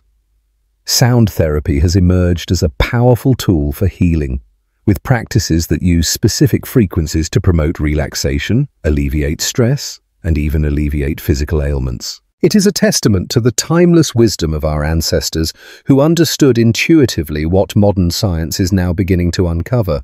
As our exploration draws to a close, we reflect on the profound impact of sound in our lives. Whether through music, meditation, or ritual, the vibrations we encounter have the capacity to awaken our senses, heal our wounds, and connect us to the greater tapestry of existence. Sacred sound is not simply an art form, it is a language of the spirit, a voice that beckons us to listen, to feel, and to transcend. In a world often filled with chaos and noise, let us remember the power of sound, the magic of vibrations that can lead us into trance and altered states of awareness. It is an invitation to embrace the sacred, to explore the unseen, and to celebrate the profound connection we share with one another and the universe itself. So, as you move through your day, pause for a moment, close your eyes, and listen. The sacred sound is all around you, waiting to guide you on your journey. In the heart of the Mediterranean, where azure waters kiss sun-drenched shores, lies Malta, a jewel of an archipelago steeped in ancient history. Among its treasures, one stands out like a whisper from the past, the Hypogeum of Ħal Saflieni. A marvel of ancient engineering and a testament to a civilization long gone, this subterranean sanctuary beckons with its mysteries, inviting us to unearth the secrets buried within its stone walls. Imagine stepping into a world that existed over 5,000 years ago, a time when the island was a cradle of human creativity and culture. The Hypogeum, discovered by accident in 1902 during the excavation of a cistern, reveals not just the architectural prowess of the Neolithic people, but also their profound connection to the spiritual realm. As we descend into the depths of this ancient labyrinth, we are met with a cool embrace, a stark contrast to the sun-soaked landscape above. The Hypogeum, meaning underground, is not merely a tomb. It is a complex of chambers and passageways, each carved meticulously from the soft limestone that the island generously provides. It is a sacred space, believed to have served as a burial site, a ritual center, and possibly a sanctuary for the living. In the flickering light of our imaginations, we can almost hear the echoes of chants and the soft rustle of ceremonial garments, feel the reverence that permeated this hallowed ground. As we wander deeper into the heart of the Hypogeum, we encounter its magnificent chambers, each more awe-inspiring than the last. The largest, known as the Oracle Room, is a marvel of acoustics, where a whisper can travel across the stone walls, carrying secrets to the very core of the earth. It is here that the ancients may have gathered, their voices rising in harmony, seeking communion with the divine. The artistry of the engravings and the careful placement of stones speak to a culture that revered the cycle of life and death, one that understood the delicate balance between the two. But the Hypogeum is not alone in its grandeur. It is part of a vast network of megalithic temples scattered across Malta, structures that collectively form one of the oldest freestanding monuments in the world. The temples of Hagar-Chim, Menajdra and Tarxian, with their towering stones and intricate carvings, stand as testaments to the ingenuity and spiritual depth of the Maltese people. Each temple, with its unique design and purpose, weaves a rich tapestry of a civilization that flourished long before the pyramids of Egypt were erected. As we explore these temples, we are reminded of the significance of community in this ancient society. The megalithic builders were not just craftsmen, they were visionaries, united by a shared belief system that honored the earth and the cosmos.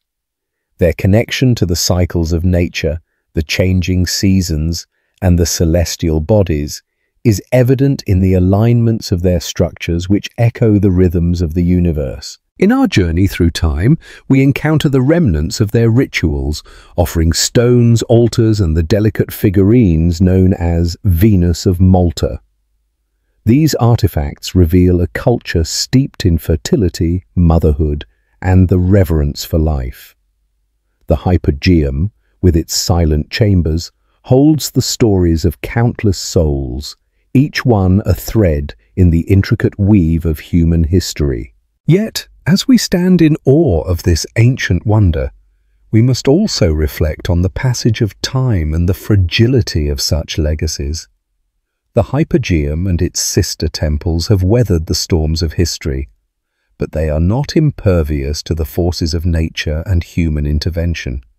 Preservation efforts are underway, striving to protect these sacred sites for future generations, ensuring that the whispers of the past continue to resonate in the hearts of those who seek to understand. As we ascend from the depths of the Hypogeum, we carry with us not just the echoes of the ancients, but a profound appreciation for their resilience, creativity, and spiritual depth.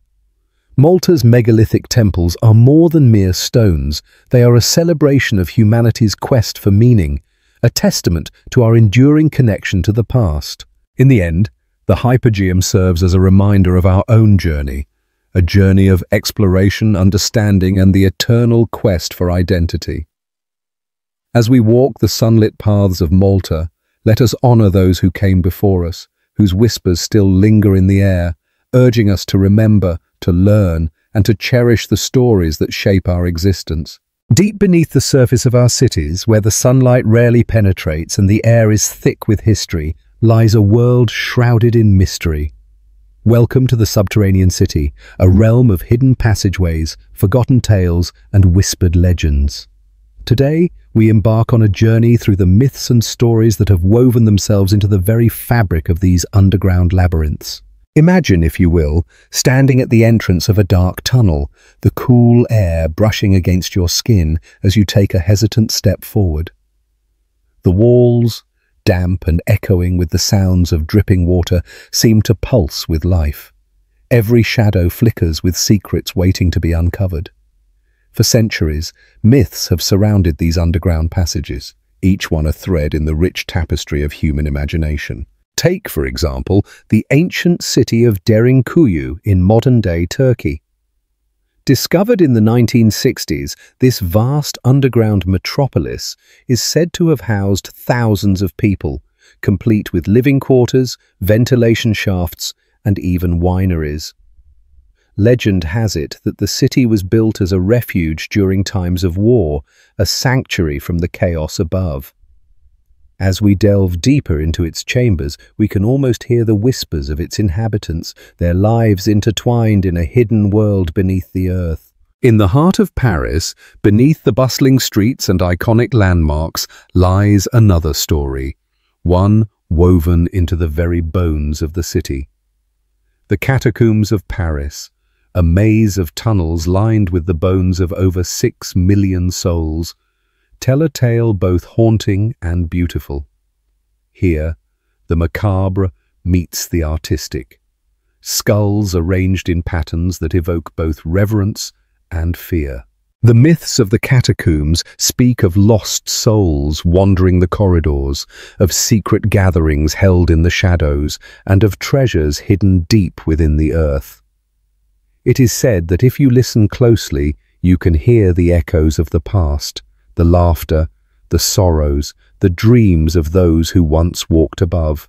But the allure of subterranean cities extends far beyond Europe. Consider the legends of the Navajo Nation, where stories of underground worlds filled with ancient spirits and hidden knowledge abound. The Navajo speak of the Hojo, a state of balance and harmony, believed to be guarded by powerful entities living in the depths below. As we explore these myths, we find ourselves drawn into a spiritual landscape where the earth breathes life into legends, reminding us of our connection to the world beneath our feet. Then there are the tales of secret passageways connecting cities across continents. From the famed Cloaca Maxima of ancient Rome, designed to drain local marshes and protect the city, to the rumored tunnels of the Chinese emperors, said to link palaces and fortresses, these stories evoke a sense of wonder and intrigue. What secrets did these passageways hold? What journeys were taken in the dark?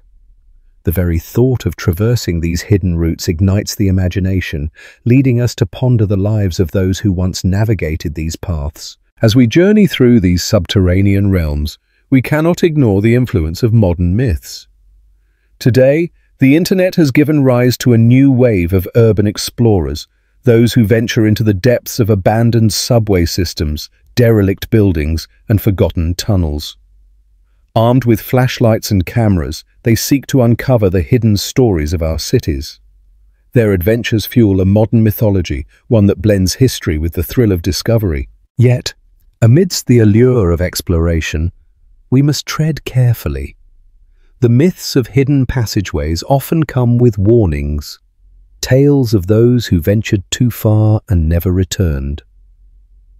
The darkness can be both a sanctuary and a trap, a reminder of the delicate balance between curiosity and caution.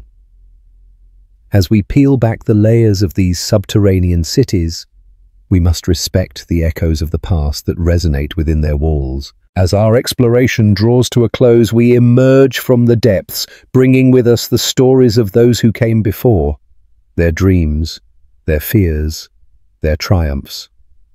The myths of hidden passageways remind us that beneath the surface of our everyday lives lies a world waiting to be discovered, a world that connects us all through the threads of history and imagination.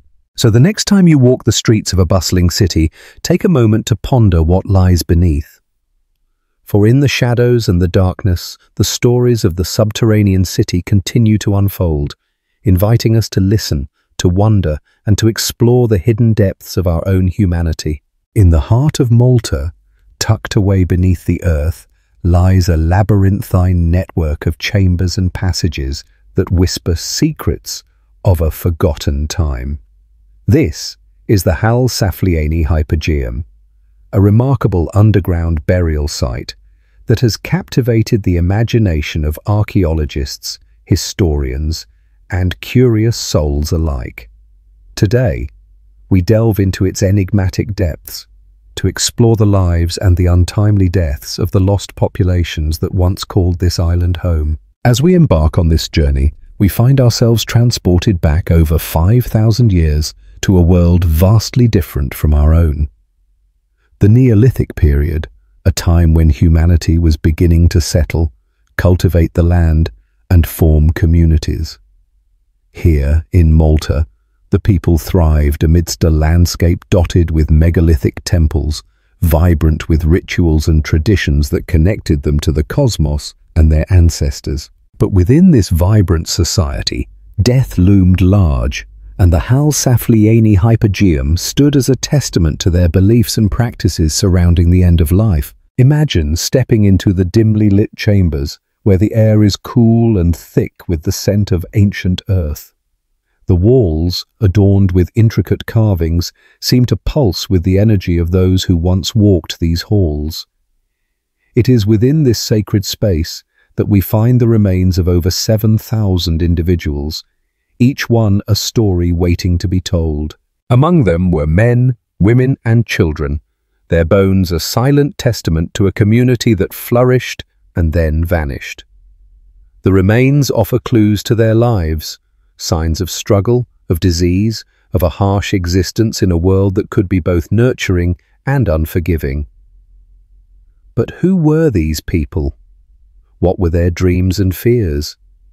What led them to this final resting place?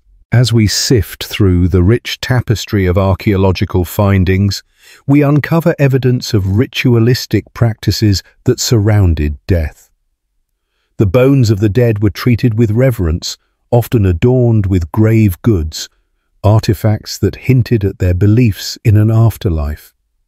Pottery, tools, and even jewelry were placed alongside the departed, suggesting that they were not merely laid to rest, but sent on a journey to the beyond, accompanied by tokens of their earthly existence. Yet, the story of the Ħal Saflieni Hypogeum is not merely one of death, it is a poignant reflection on life itself.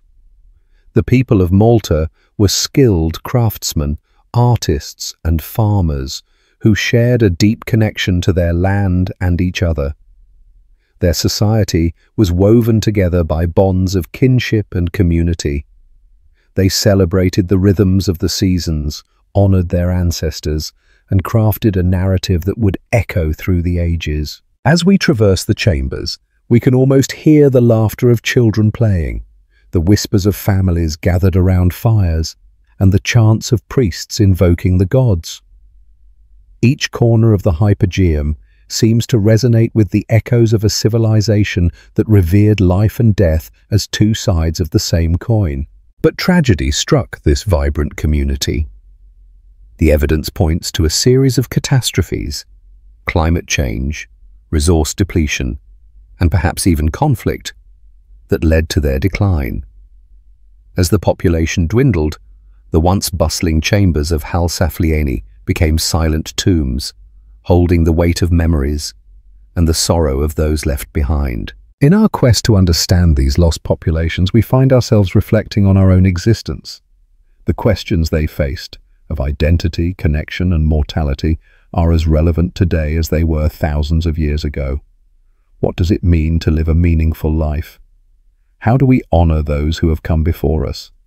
And how do we ensure that our stories are not lost to time? As we close the chapter on Ħal Saflieni, we carry with us the echoes of the past. The dead may no longer walk among us, but in their stories we find a mirror reflecting our own humanity. The Hypogeum stands not only as a burial site, but as a reminder that every life, no matter how fleeting, leaves an indelible mark on the fabric of history. Through the layers of earth and stone, we glimpse the resilience of a people who faced the inevitable and sought to transcend it through memory and ritual. Their legacy endures, whispering to us from the darkness, urging us to remember that while life may be transient, the stories of those who came before us are eternal. In the heart of ancient civilizations, where the whispers of time echo through the chambers of history, lies a mystery that has captivated the minds of scholars, archaeologists, and curious souls alike. Welcome to The Skull Enigma, Long Heads and Ancient Theories. Imagine, if you will, a world long before modern science and technology, a world where the secrets of the past were etched in stone and woven into the very fabric of society. Across various continents and cultures, archaeological discoveries have revealed a startling phenomenon: elongated skulls, often referred to as long heads. These peculiar cranial shapes have sparked debates, ignited theories, and ignited imaginations in ways few other artifacts have. As we embark on this journey, let us first travel to the lush valleys of ancient Peru, where the Nazca people once thrived. Here, nestled among the arid landscapes, lies the skeletal remains of an enigmatic civilization. Archaeologists have uncovered elongated skulls, their forms seemingly defying the natural design of the human head. But what could have led these people to modify their skulls in such a dramatic fashion? Was it a rite of passage, a mark of beauty, or perhaps a connection to the divine? Traveling further, we find ourselves in the heart of ancient Egypt, where the pharaohs ruled with an iron fist and the pyramids stood as monuments to their glory. Among the mummies discovered in the vast deserts, some exhibit similar elongated features. Could these long heads be a reflection of royal lineage, a physical manifestation of the divine right to rule? Theories abound, suggesting that these modifications were not merely cosmetic, but perhaps linked to ancient rituals or even a desire to connect with the gods. Yet, our exploration does not end here. As we journey across the seas to the distant shores of Europe, we encounter the Celts. In the rolling hills of Ireland and the rugged landscapes of Scotland, ancient burial sites reveal skulls that share this striking elongation. Were the Celts part of a larger network of cultures that revered this unique form, or did they independently arrive at the practice, driven by their own beliefs and traditions? But what of the modern implications? As we unravel the threads of these ancient practices, we are met with a host of questions. Some speculate that these elongated skulls could be evidence of extraterrestrial influences, suggesting that ancient civilizations were touched by beings from beyond the stars. Others argue that this phenomenon is simply a result of cultural practices, such as cranial shaping, where infants' heads were deliberately molded to achieve these distinctive forms. The debate rages on.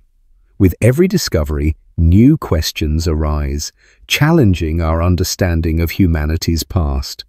What can these long heads teach us about the societies that created them?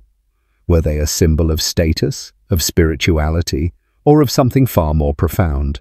As we draw closer to our conclusion, we must reflect on the significance of these findings. The elongated skulls are not just relics of a bygone era.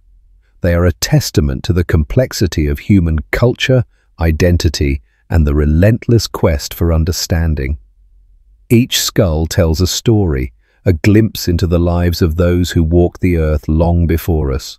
In this vast tapestry of history, the skull enigma serves as a reminder of our shared humanity, a call to explore, to question, and to seek out the truths hidden in the shadows of time. As we continue to delve into the mysteries of our past, may we remain open to the possibilities that await us, for the answers may be as profound as the questions themselves. And so, as we end our journey through the enigma of long heads and ancient theories, let us carry forward the spirit of inquiry. For in every skull, in every story, lies the potential for discovery and the promise of understanding, bridging the chasm between past and present in our quest to unravel the mysteries of existence itself. In the realm of human history, where ancient civilizations whisper their secrets through the earth, the discipline of archaeology often finds itself entwined in a web of controversy. Today, we embark on a journey through time, exploring the early excavations that shaped our understanding of the past, as well as the mistakes that shadowed these pioneering efforts. Imagine, if you will, the late 19th century, a time when the world was ablaze with a thirst for knowledge. The Age of Enlightenment had ignited a passion for discovery, and the echoes of ancient empires beckoned adventurers, scholars, and dreamers alike. With picks and shovels in hand, they ventured into the dust and debris of forgotten civilizations, driven by the hope that each artifact they unearthed would illuminate the dark corners of human history. One of the earliest and most famous excavators was Heinrich Schliemann, a man whose fervor for the legendary city of Troy would forever change the landscape of archaeology. Fueled by the romantic tales of Homer, Schliemann embarked on his quest with a singular ambition: to prove that the world of myth was rooted in reality. Yet, as he dug through the layers of the earth, his methods drew criticism. He was reckless, often disregarding the delicate stratigraphy that told the story of human habitation over millennia. His excavations, though groundbreaking, were marred by the destruction of invaluable contexts, leaving behind a jigsaw puzzle of history with missing pieces. As the dust settled around Schliemann's exploits, another figure emerged: Sir Arthur Evans, the British archaeologist whose passion led him to the ruins of Knossos on the island of Crete. Here, Evans uncovered the remnants of what he believed to be the fabled Minoan civilization. With the thrill of discovery coursing through his veins, he embarked on extensive restoration efforts, reconstructing palatial sites and frescoes. Yet, his vision of the past often blurred the lines of authenticity. Critics argued that his reconstructions were more a product of his imagination than of historical accuracy, leading to a sensationalized vision of Minoan culture that still captivates the public today. These early excavators, driven by ambition and the lure of the unknown, often overlooked the profound implications of their actions. As they unearthed treasures, they also laid bare the ethical dilemmas that would haunt the field of archaeology for generations. The question arose: who truly owns the past? As artifacts were removed from their original contexts and transported to distant museums, the stories they told became fragmented, and the cultures from which they originated were often silenced. As we delve deeper into the annals of history, we encounter the shadow of colonialism that tainted many archaeological endeavors. In the pursuit of knowledge, many Western archaeologists laid claim to the artifacts of non-Western cultures, stripping them away from their rightful homes. The Elgin marbles, taken from the Parthenon in Greece, and the Rosetta Stone, spirited away from Egypt, stand as poignant reminders of a time when the past was a playground for the powerful. The debate over their repatriation continues to spark passionate discussions as nations and cultures strive to reclaim their heritage. Yet, amidst the controversies and missteps, the evolution of archaeology began to take shape. The mid-20th century saw a shift towards more systematic and scientific approaches. The introduction of stratigraphic excavation techniques and the application of carbon dating ushered in a new era of understanding. Archaeologists began to recognize the importance of context, embracing a more holistic view of the ancient world. As we reflect on the early days of archaeology, we are reminded that the journey of discovery is not just about unearthing artifacts, it is about honoring the stories of those who came before us. Each shard of pottery, each crumbling wall is a testament to human creativity, resilience, and the intricate tapestry of life that has unfolded over millennia. In this dance between past and present, we find ourselves grappling with the complexities of our own identities and the legacies we inherit. The controversies that have arisen from early excavations serve as cautionary tales, urging us to tread carefully as we seek to understand the rich tapestry of human history. For in every excavation, there is a story not just of what was lost, but of what can be learned, and perhaps a reminder that the past is a living entity, ever intertwined with our present and future. As we close this chapter on the early days of archaeology, we are left with a profound appreciation for the delicate balance between discovery and preservation, between ambition and respect.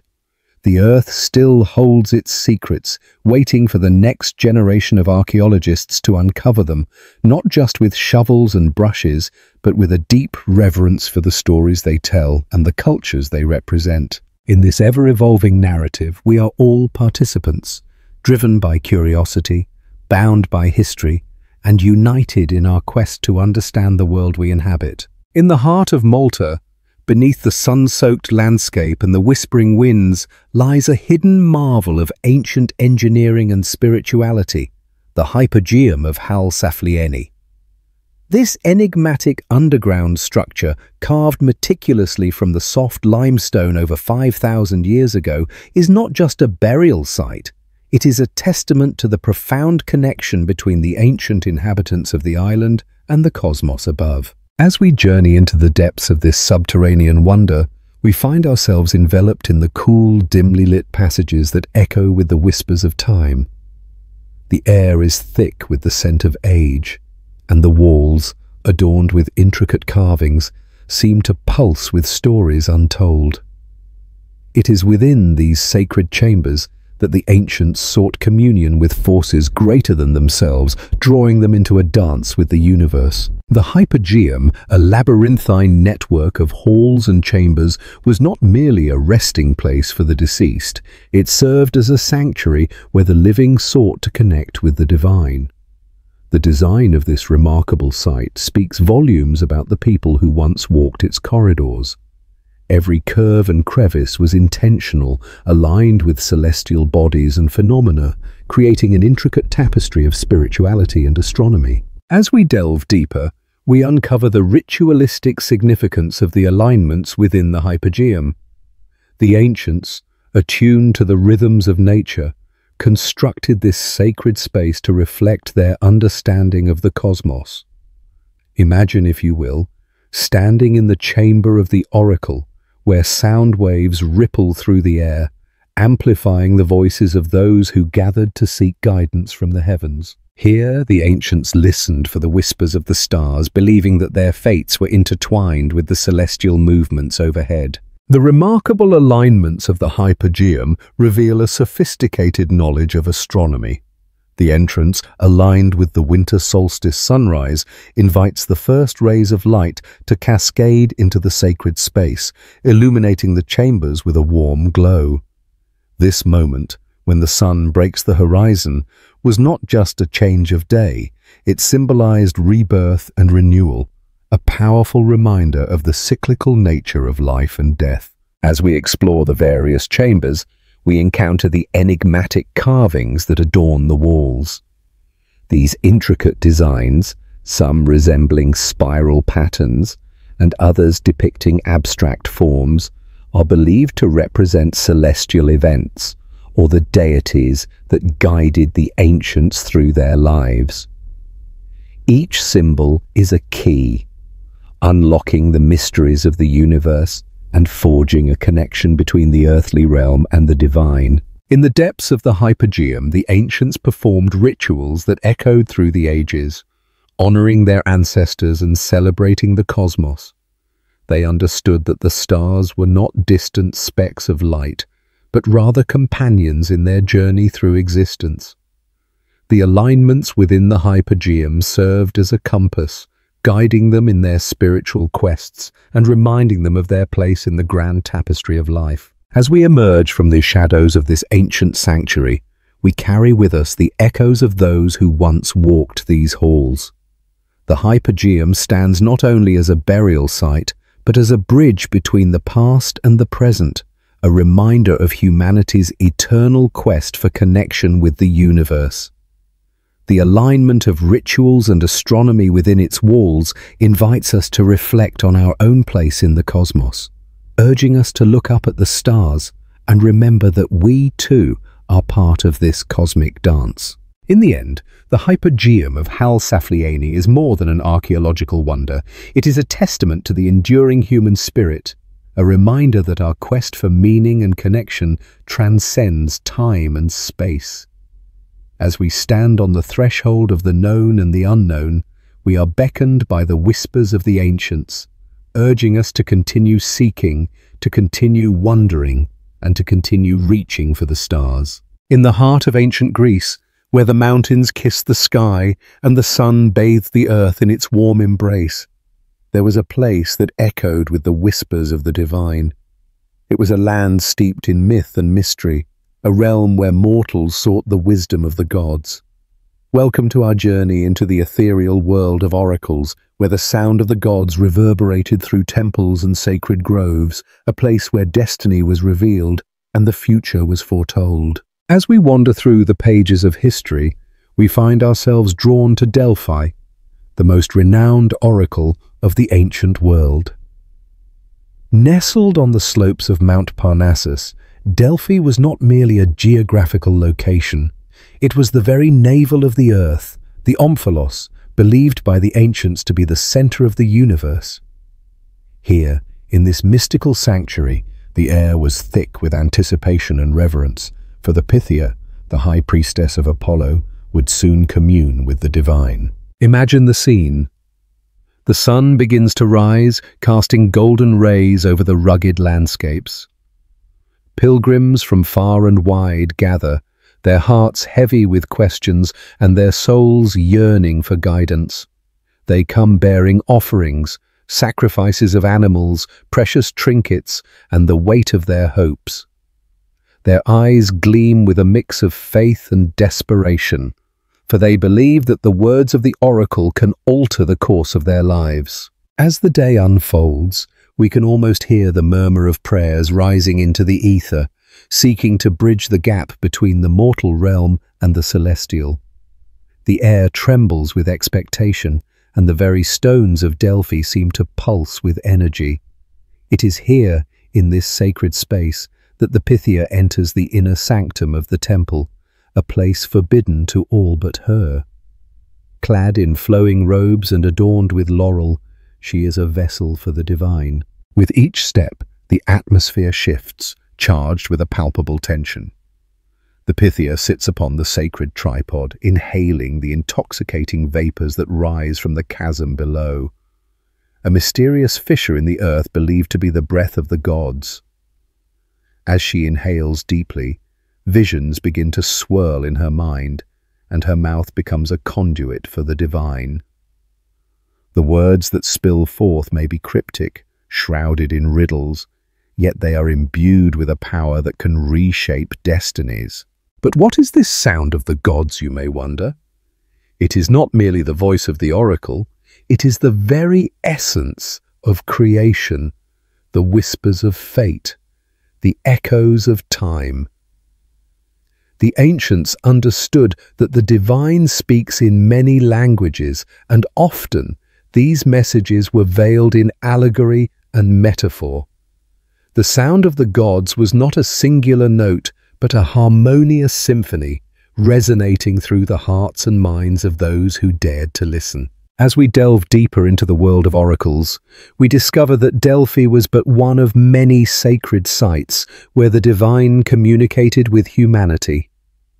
From the oracle at Dodona, where the rustling of oak leaves served as a medium for Zeus, to the caves of the Sibyls, where prophetic visions danced in the shadows, each oracle offered a unique connection to the divine.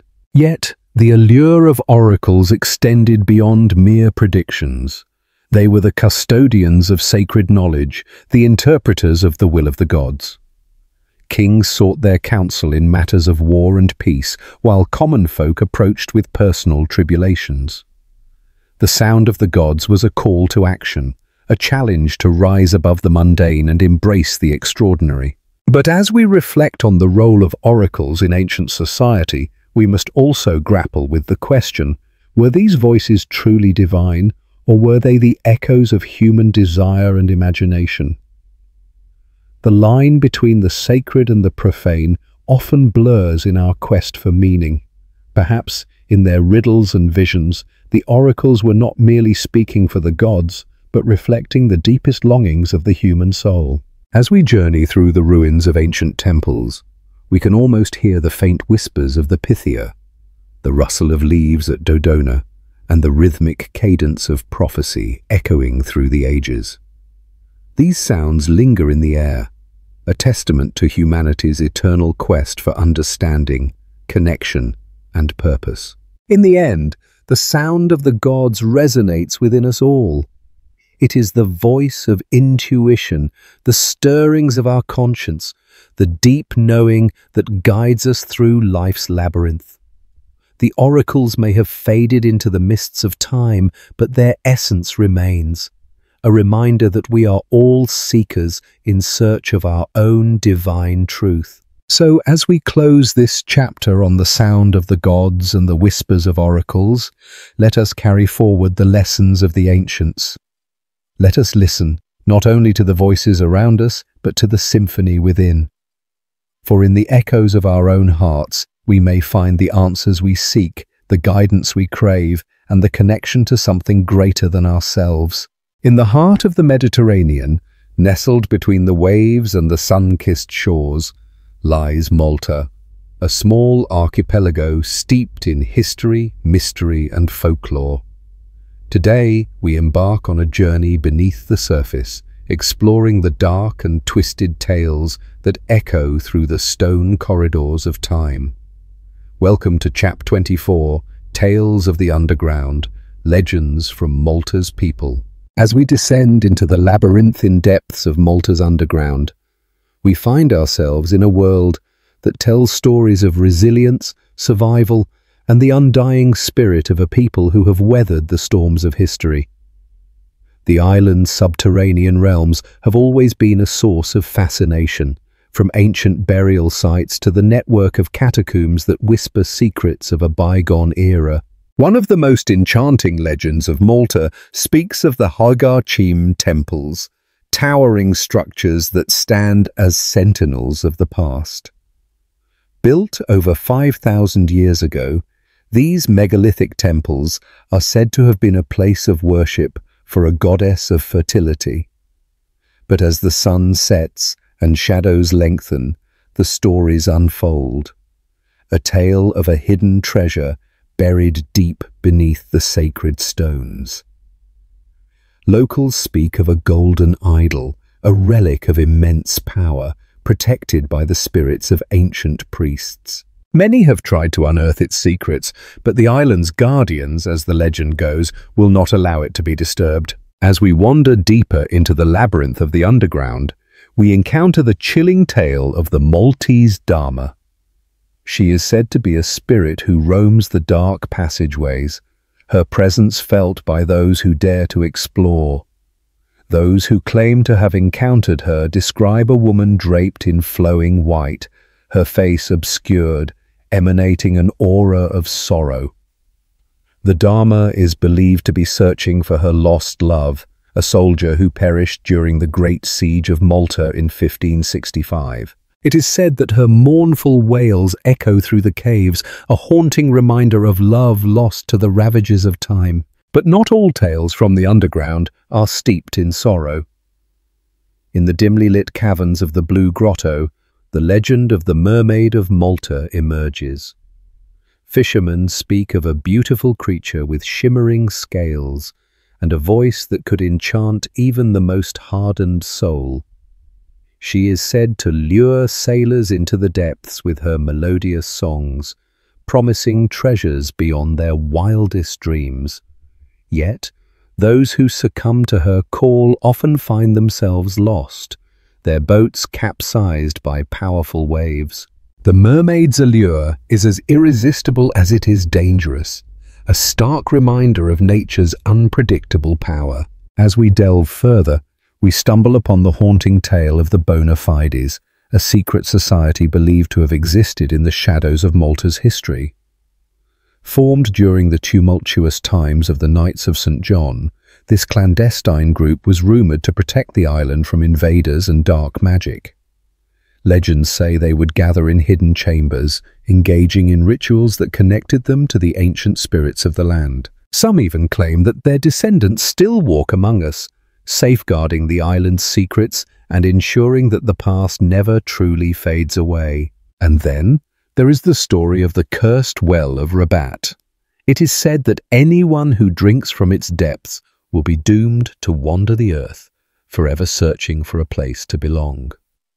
The well, once a source of life for the villagers, became a symbol of despair after a tragic accident claimed the lives of several children.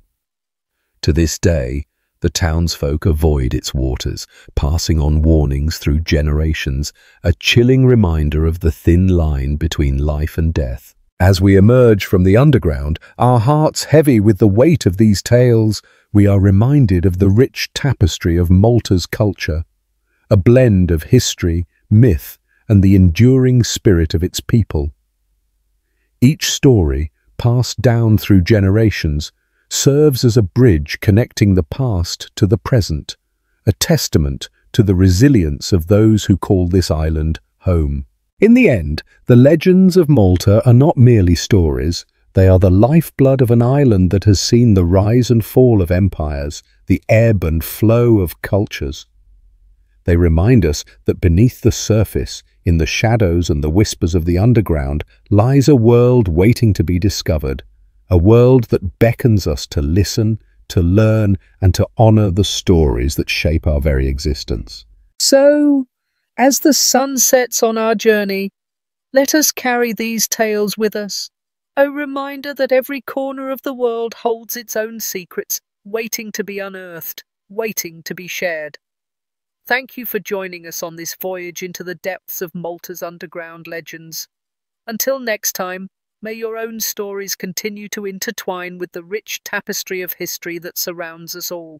In the heart of Malta, hidden beneath the sun-kissed earth, lies a world that whispers tales of the afterlife, a realm where death is not a solemn end, but a doorway to rebirth. Welcome to the Hypogeum of Ħal Saflieni, an enigmatic underground temple that has captivated the imaginations of historians, archaeologists, and wanderers alike. As we descend into its dimly lit chambers, we embark on a journey through time, one that reveals the ancient beliefs surrounding death and the tantalizing promise of life beyond. Imagine stepping through a threshold carved from the very rock of the island, your footsteps echoing against the cool, damp walls. The air is thick with the scent of earth, and a profound stillness envelops you, as if the very spirits of those who once thrived here linger in the shadows. This is not merely a tomb, it is a sanctuary, a sacred space where the living sought to commune with the dead, honoring them in their passage to the next world. The Hypogeum, dating back to around 4000 BCE, is a marvel of human ingenuity and spiritual yearning. It consists of 3 levels of interconnecting chambers and corridors, all meticulously carved to create a labyrinthine structure. The walls are adorned with intricate carvings and paintings, symbols of life, fertility, and the eternal cycle of existence. Here, the ancient Maltese people believed that death was not an end, but rather a transformation, a necessary step in the journey of the soul. As we wander deeper into the heart of this subterranean wonder, we encounter the so-called oracle room, a space where the acoustic properties baffle even the most seasoned experts. Speak here, and your voice reverberates with an otherworldly resonance. Could it be that this room with its haunting echoes was a place for rituals, a communion with the spirits of the departed? The ancients, with their profound understanding of sound and silence, may have believed that these vibrations could bridge the gap between worlds, drawing in the energies of those who had passed on. In the dim light, we can almost envision the ceremonies that might have taken place here, where priests and priestesses called upon the ancestors, invoking guidance and wisdom for the living. The Hypogeum served as a final resting place for the dead, yet it was also a vibrant hub of spiritual activity, a place where death and life danced in an intricate ballet of belief and tradition. The bones of thousands have been discovered within these walls, each one a testament to the lives once lived. Some were buried with offerings, pottery, tools, and even the remnants of food, suggesting that the afterlife was seen not as a barren void, but as a continuation of earthly existence. The deceased were not simply laid to rest, they were provided with the essentials for their journey, a gesture of love and respect that transcended the boundaries of life and death. As we reflect on these ancient practices, we come to understand that the concepts of death and rebirth were deeply rooted in the culture of the time. The cycle of the seasons, the growth of crops, and the rhythms of the moon all played a part in shaping their worldview. Just as the earth would yield new life after the fallow season, so too did their souls rise anew after death. The Hypogeum, with its intricate connections to the afterlife, embodies this belief, a reminder that life is a series of cycles, each one intertwined with the next. But what of the spirits that linger here? The Hypogeum is not just a relic of the past, it is a living testament to human longing, to the desire for connection, and to the quest for understanding. Visitors today still feel the weight of history in these chambers, a palpable sense of the sacred that transcends time. The whispers of the ancients echo in the hearts of those who tread these halls, igniting a spark of curiosity about what lies beyond the veil of death. As we emerge back into the light, the sun casts warm rays over the landscape, a stark contrast to the cool shadows of the Hypogeum.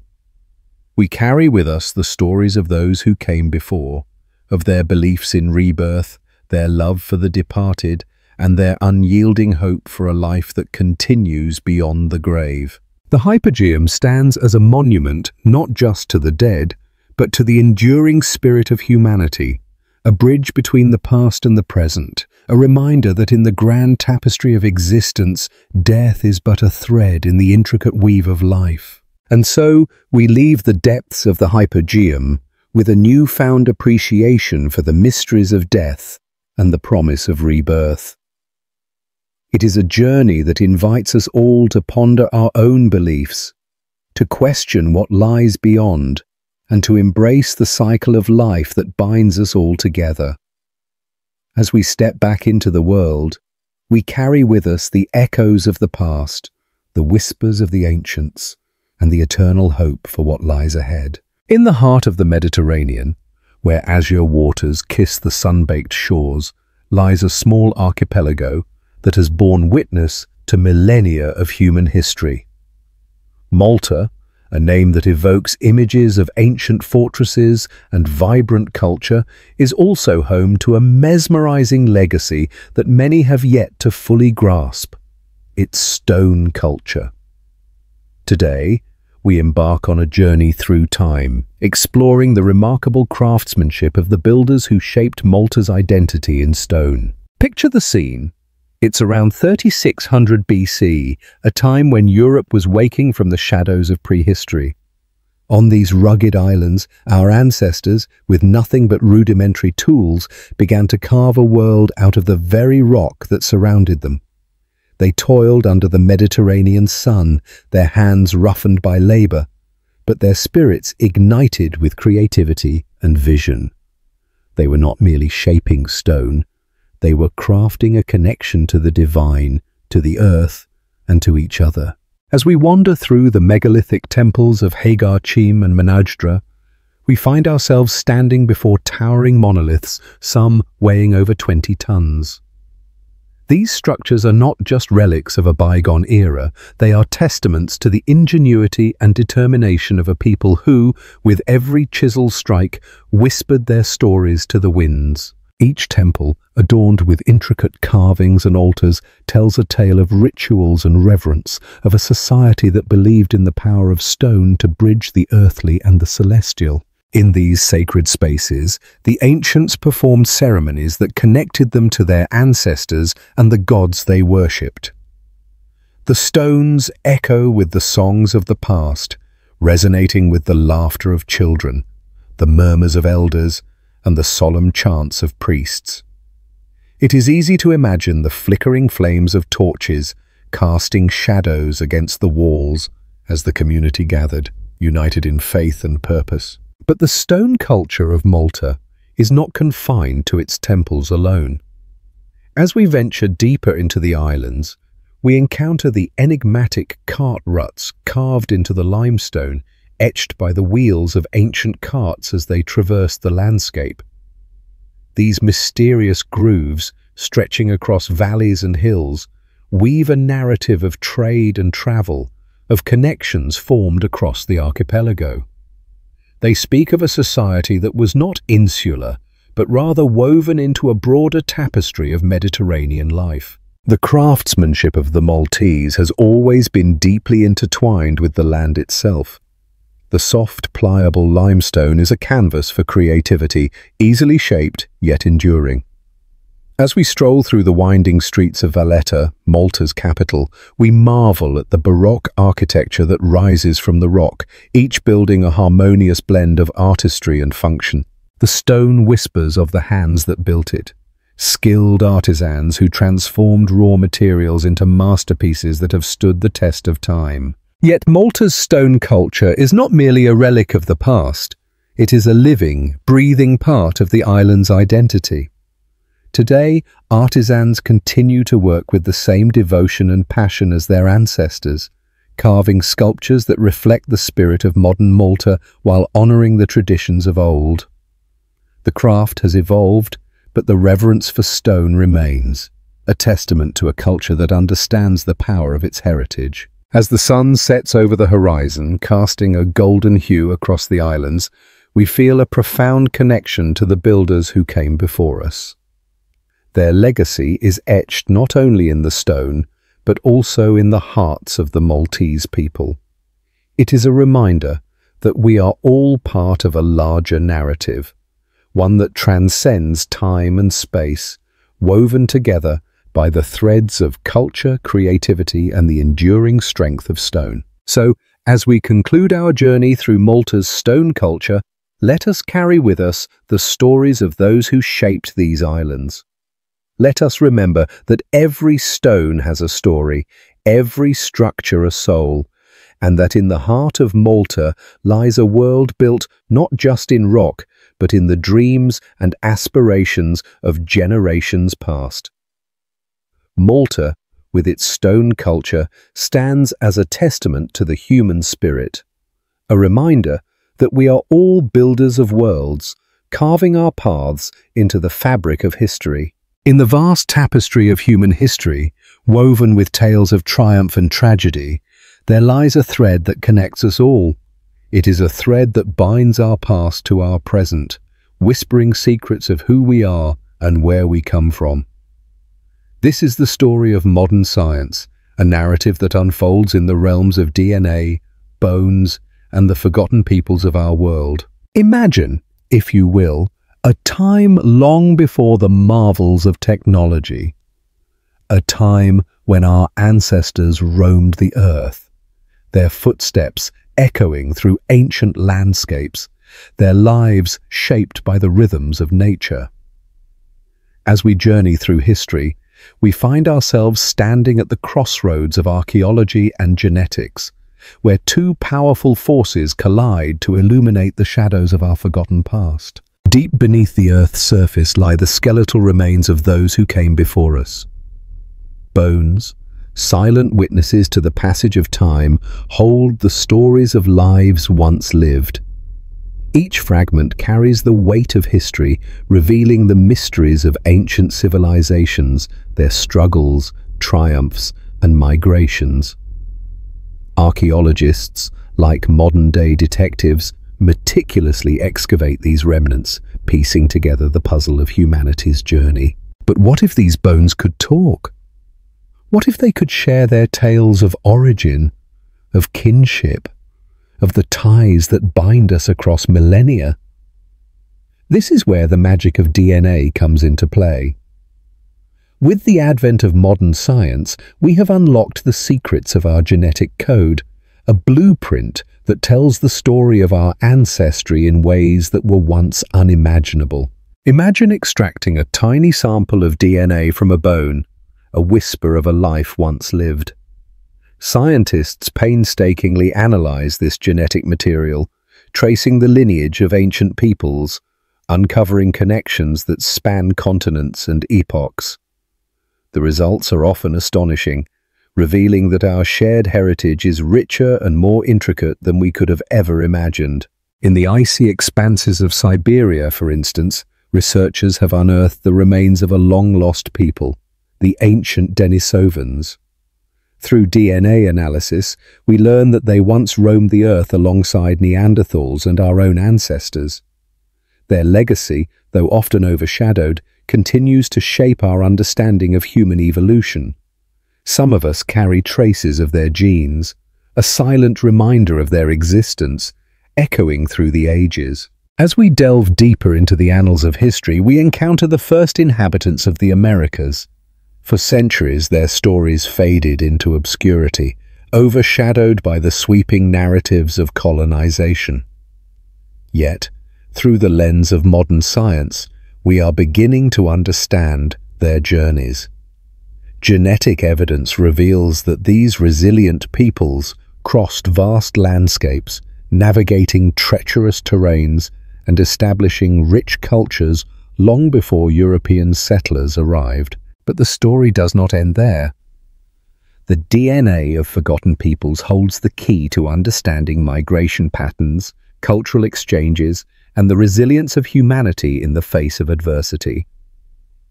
With each discovery, we unveil the interconnectedness of our shared existence. We are reminded that while borders may divide us, our roots intertwine in a larger narrative of survival and adaptation. As we stand at the precipice of discovery, we are left with profound questions. Who are we truly? What stories lie dormant within our DNA, waiting to be awakened? The answer is a mosaic of identities, a celebration of diversity that transcends time and space. Modern science, with its relentless pursuit of knowledge, invites us to embrace the stories of those who came before us. It challenges us to honor the forgotten peoples, to give voice to the silenced, and to recognize that our past is not merely a collection of dates and events, but a living tapestry of stories waiting to be told. In the end, as we navigate through this intricate web of history, bones, and DNA, we come to a profound realization. We are not alone in our journey. We are part of a vast continuum, a chorus of voices that have sung through the ages.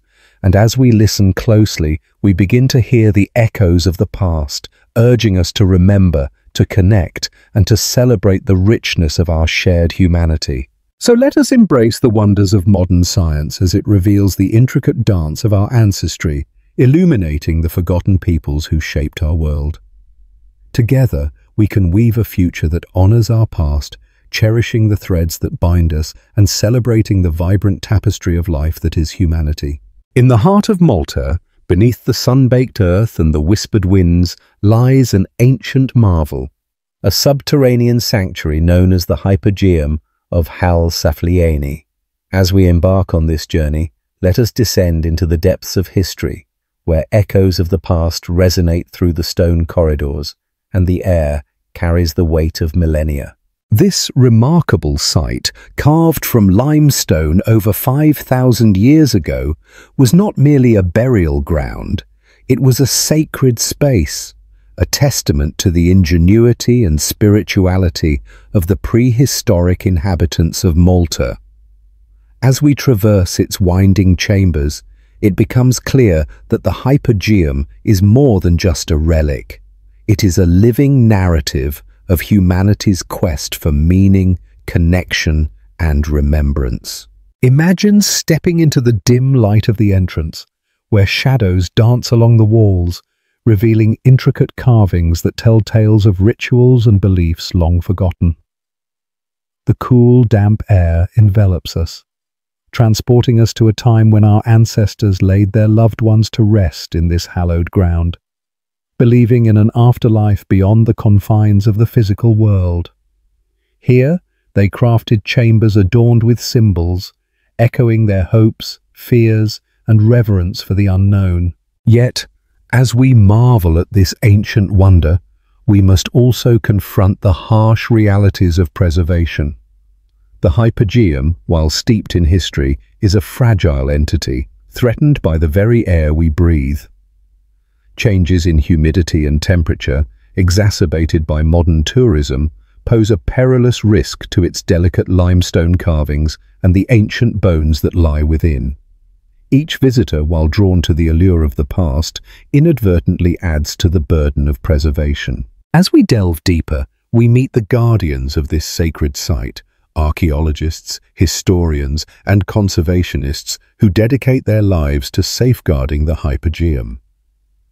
These passionate individuals work tirelessly, employing cutting-edge technology and age-old techniques alike, striving to strike a balance between accessibility and conservation. They understand that the story of the hypogeum is not just about the past, it is also about the future. Their mission is clear: to ensure that generations to come can step into this ancient world, to feel the weight of history and the pulse of humanity. But the task is daunting. The clock is ticking, and with every passing day, the threat of deterioration looms larger, yet hope is not lost. Innovative initiatives are underway, engaging the community and raising awareness about the importance of preservation. Educational programs are blossoming, inspiring a new generation to respect and cherish this ancient treasure. The hypogeum is not just a site to be visited. It is a living classroom, a reminder of our shared heritage and the connections that bind us across time. As we ascend from the depths of the hypogeum, emerging back into the bright Maltese sunlight, we carry with us the echoes of the past and the stories of those who came before us. The journey through this ancient sanctuary is a reminder of our responsibility, not just to preserve the past, but to honor it, to weave it into the fabric of our present and future. In the end, the hypogeum of Ħal Saflieni stands as a testament to human resilience and creativity. It is a whisper of our ancestors, urging us to listen, to learn, and to protect the fragile beauty of our shared history. As we walk away, let us remember that every step we take in this modern world is built upon the foundations of those who walked before us.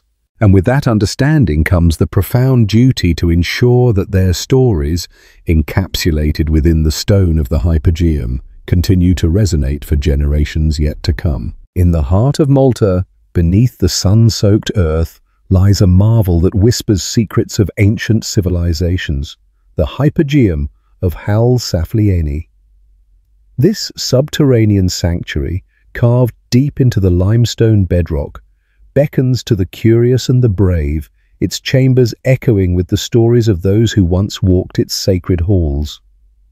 Today, we embark on a journey through time, delving into the myths, theories, and speculations that swirl around this enigmatic site. Picture the scene: a vast underground world, a labyrinth of chambers and passageways, illuminated by flickering torches. The air is thick with the scent of damp earth, and the soft echo of footsteps reverberates against the walls, a reminder of the countless souls who have ventured into this hidden realm. Some say it served as a burial site, a resting place for the dead, while others speculate it was a temple dedicated to the gods, a sanctuary where rituals of life and death intertwined. The hypogeum's origins date back to around 4000 BCE, a time when the island was inhabited by a people whose names have been lost to history. As we wander through this ancient labyrinth, we can't help but wonder, who were these people? What drove them to carve such an intricate monument beneath the ground? Theories abound, from the practical to the mystical. One theory suggests that the hypogeum was a place of refuge, a sanctuary from the harsh Mediterranean elements. Imagine the ancient inhabitants seeking solace in the cool embrace of the earth, gathering together to share stories, to pray, to celebrate life. Each chamber, with its meticulously crafted stonework, may have been designed to resonate with sound, creating an otherworldly experience. The very walls themselves may have sung, amplifying the voices of those who once gathered here, their whispers echoing through the ages. Yet, as we immerse ourselves in this narrative, we must also confront the darker side of speculation. Some believe that the Hypogeum was a place of sacrifice, a site where the living communed with the dead through rituals shrouded in secrecy. Bones, unearthed in the depths of this underground realm, tell tales of a people who honored their ancestors in profound ways. Were they offerings to the spirits or remnants of a civilization that believed in an afterlife? The truth may forever remain buried, locked away within the stone. As we explore the chambers adorned with intricate carvings and peculiar symbols, we encounter a tapestry of stories woven into the very fabric of the Hypogeum. The spiral motifs, the enigmatic figures, the artistry hints at a culture rich in spirituality and mythology. Perhaps these symbols represent the cycle of life and death, an eternal dance that our ancient ancestors understood far better than we do today. It is this connection to the human experience that captivates us, drawing us into their world. But the mysteries do not end there. In the 20th century, the discovery of the Hypogeum ignited a firestorm of theories, propelling it into the realm of the extraordinary. Some have linked it to extraterrestrial beings, suggesting that the advanced engineering and acoustics of the site could not have been achieved by mere mortals. Others have proposed that the Hypogeum is a remnant of a lost civilization, a piece of a puzzle that connects Malta to the wider world of ancient mysteries. As we wander deeper into the Hypogeum, the dim light casts eerie shadows, evoking a sense of wonder and trepidation. What if these walls could speak? What if they held the key to understanding not just our past, but the very essence of humanity? Each theory, each myth, serves as a thread in the intricate tapestry of our shared history, inviting us to question our origins and our place in the universe. In the end, the Hypogeum of Ħal Saflieni stands as a testament to the power of imagination. It captures our curiosity and inspires us to dream of possibilities beyond our understanding. As we emerge from the darkness of the underground world, we carry with us a sense of awe, a reminder that some mysteries are meant to be pondered rather than solved. The Hypogeum is not just a monument of stone, it is a gateway to our past, a symbol of our enduring quest to understand the unknown. So, as we leave this ancient sanctuary behind, let us hold on to the stories it has shared, the whispers of those who came before us. In the end, it is not merely the facts that matter, but the myths and the imagination that breathe life into the stones. And in that realm of speculation, the Hypogeum lives on, a timeless reminder of the wonders that lie beneath our feet and within our hearts. In the heart of the Mediterranean, nestled among the sun-kissed shores of Malta, lies a realm shrouded in mystery and echoes of ancient whispers. Welcome to the Temple of Echoes, a place where history and legend intertwine, and where the very rocks seem to breathe the secrets of a civilization long forgotten. As we journey through this enchanting island, we find ourselves drawn to the very essence of human endeavor, the desire to connect with the divine, to seek understanding in the chaos of existence, and to leave behind a legacy that transcends time.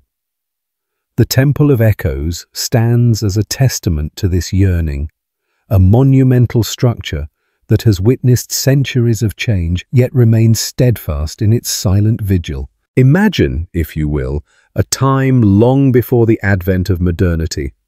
The island of Malta was a bustling hub of activity, a crossroads for traders and travelers, a place where diverse cultures mingled and ideas flourished. It was here, amidst the rocky outcrops and fertile valleys that our ancestors carved out their existence, leaving behind monumental structures that would baffle and inspire generations to come. At the Temple of Echoes, the very air is thick with the resonance of history. The walls, adorned with intricate carvings and symbols, whisper tales of rituals and ceremonies, of a people who believed in the power of the unseen. Step inside, and you are enveloped by a profound stillness, punctuated only by the soft echoes of your footsteps against the ancient stone. Each footfall is a reminder of those who walked these paths before us, their voices reverberating through time, inviting us to listen. But what exactly was the purpose of this underground shrine? Theories abound, each as captivating as the last. Some suggest it was a temple dedicated to fertility, a sacred space where worshippers sought the blessings of the earth. Others propose it was a site for ancestral veneration, a place where the living could commune with their forebears.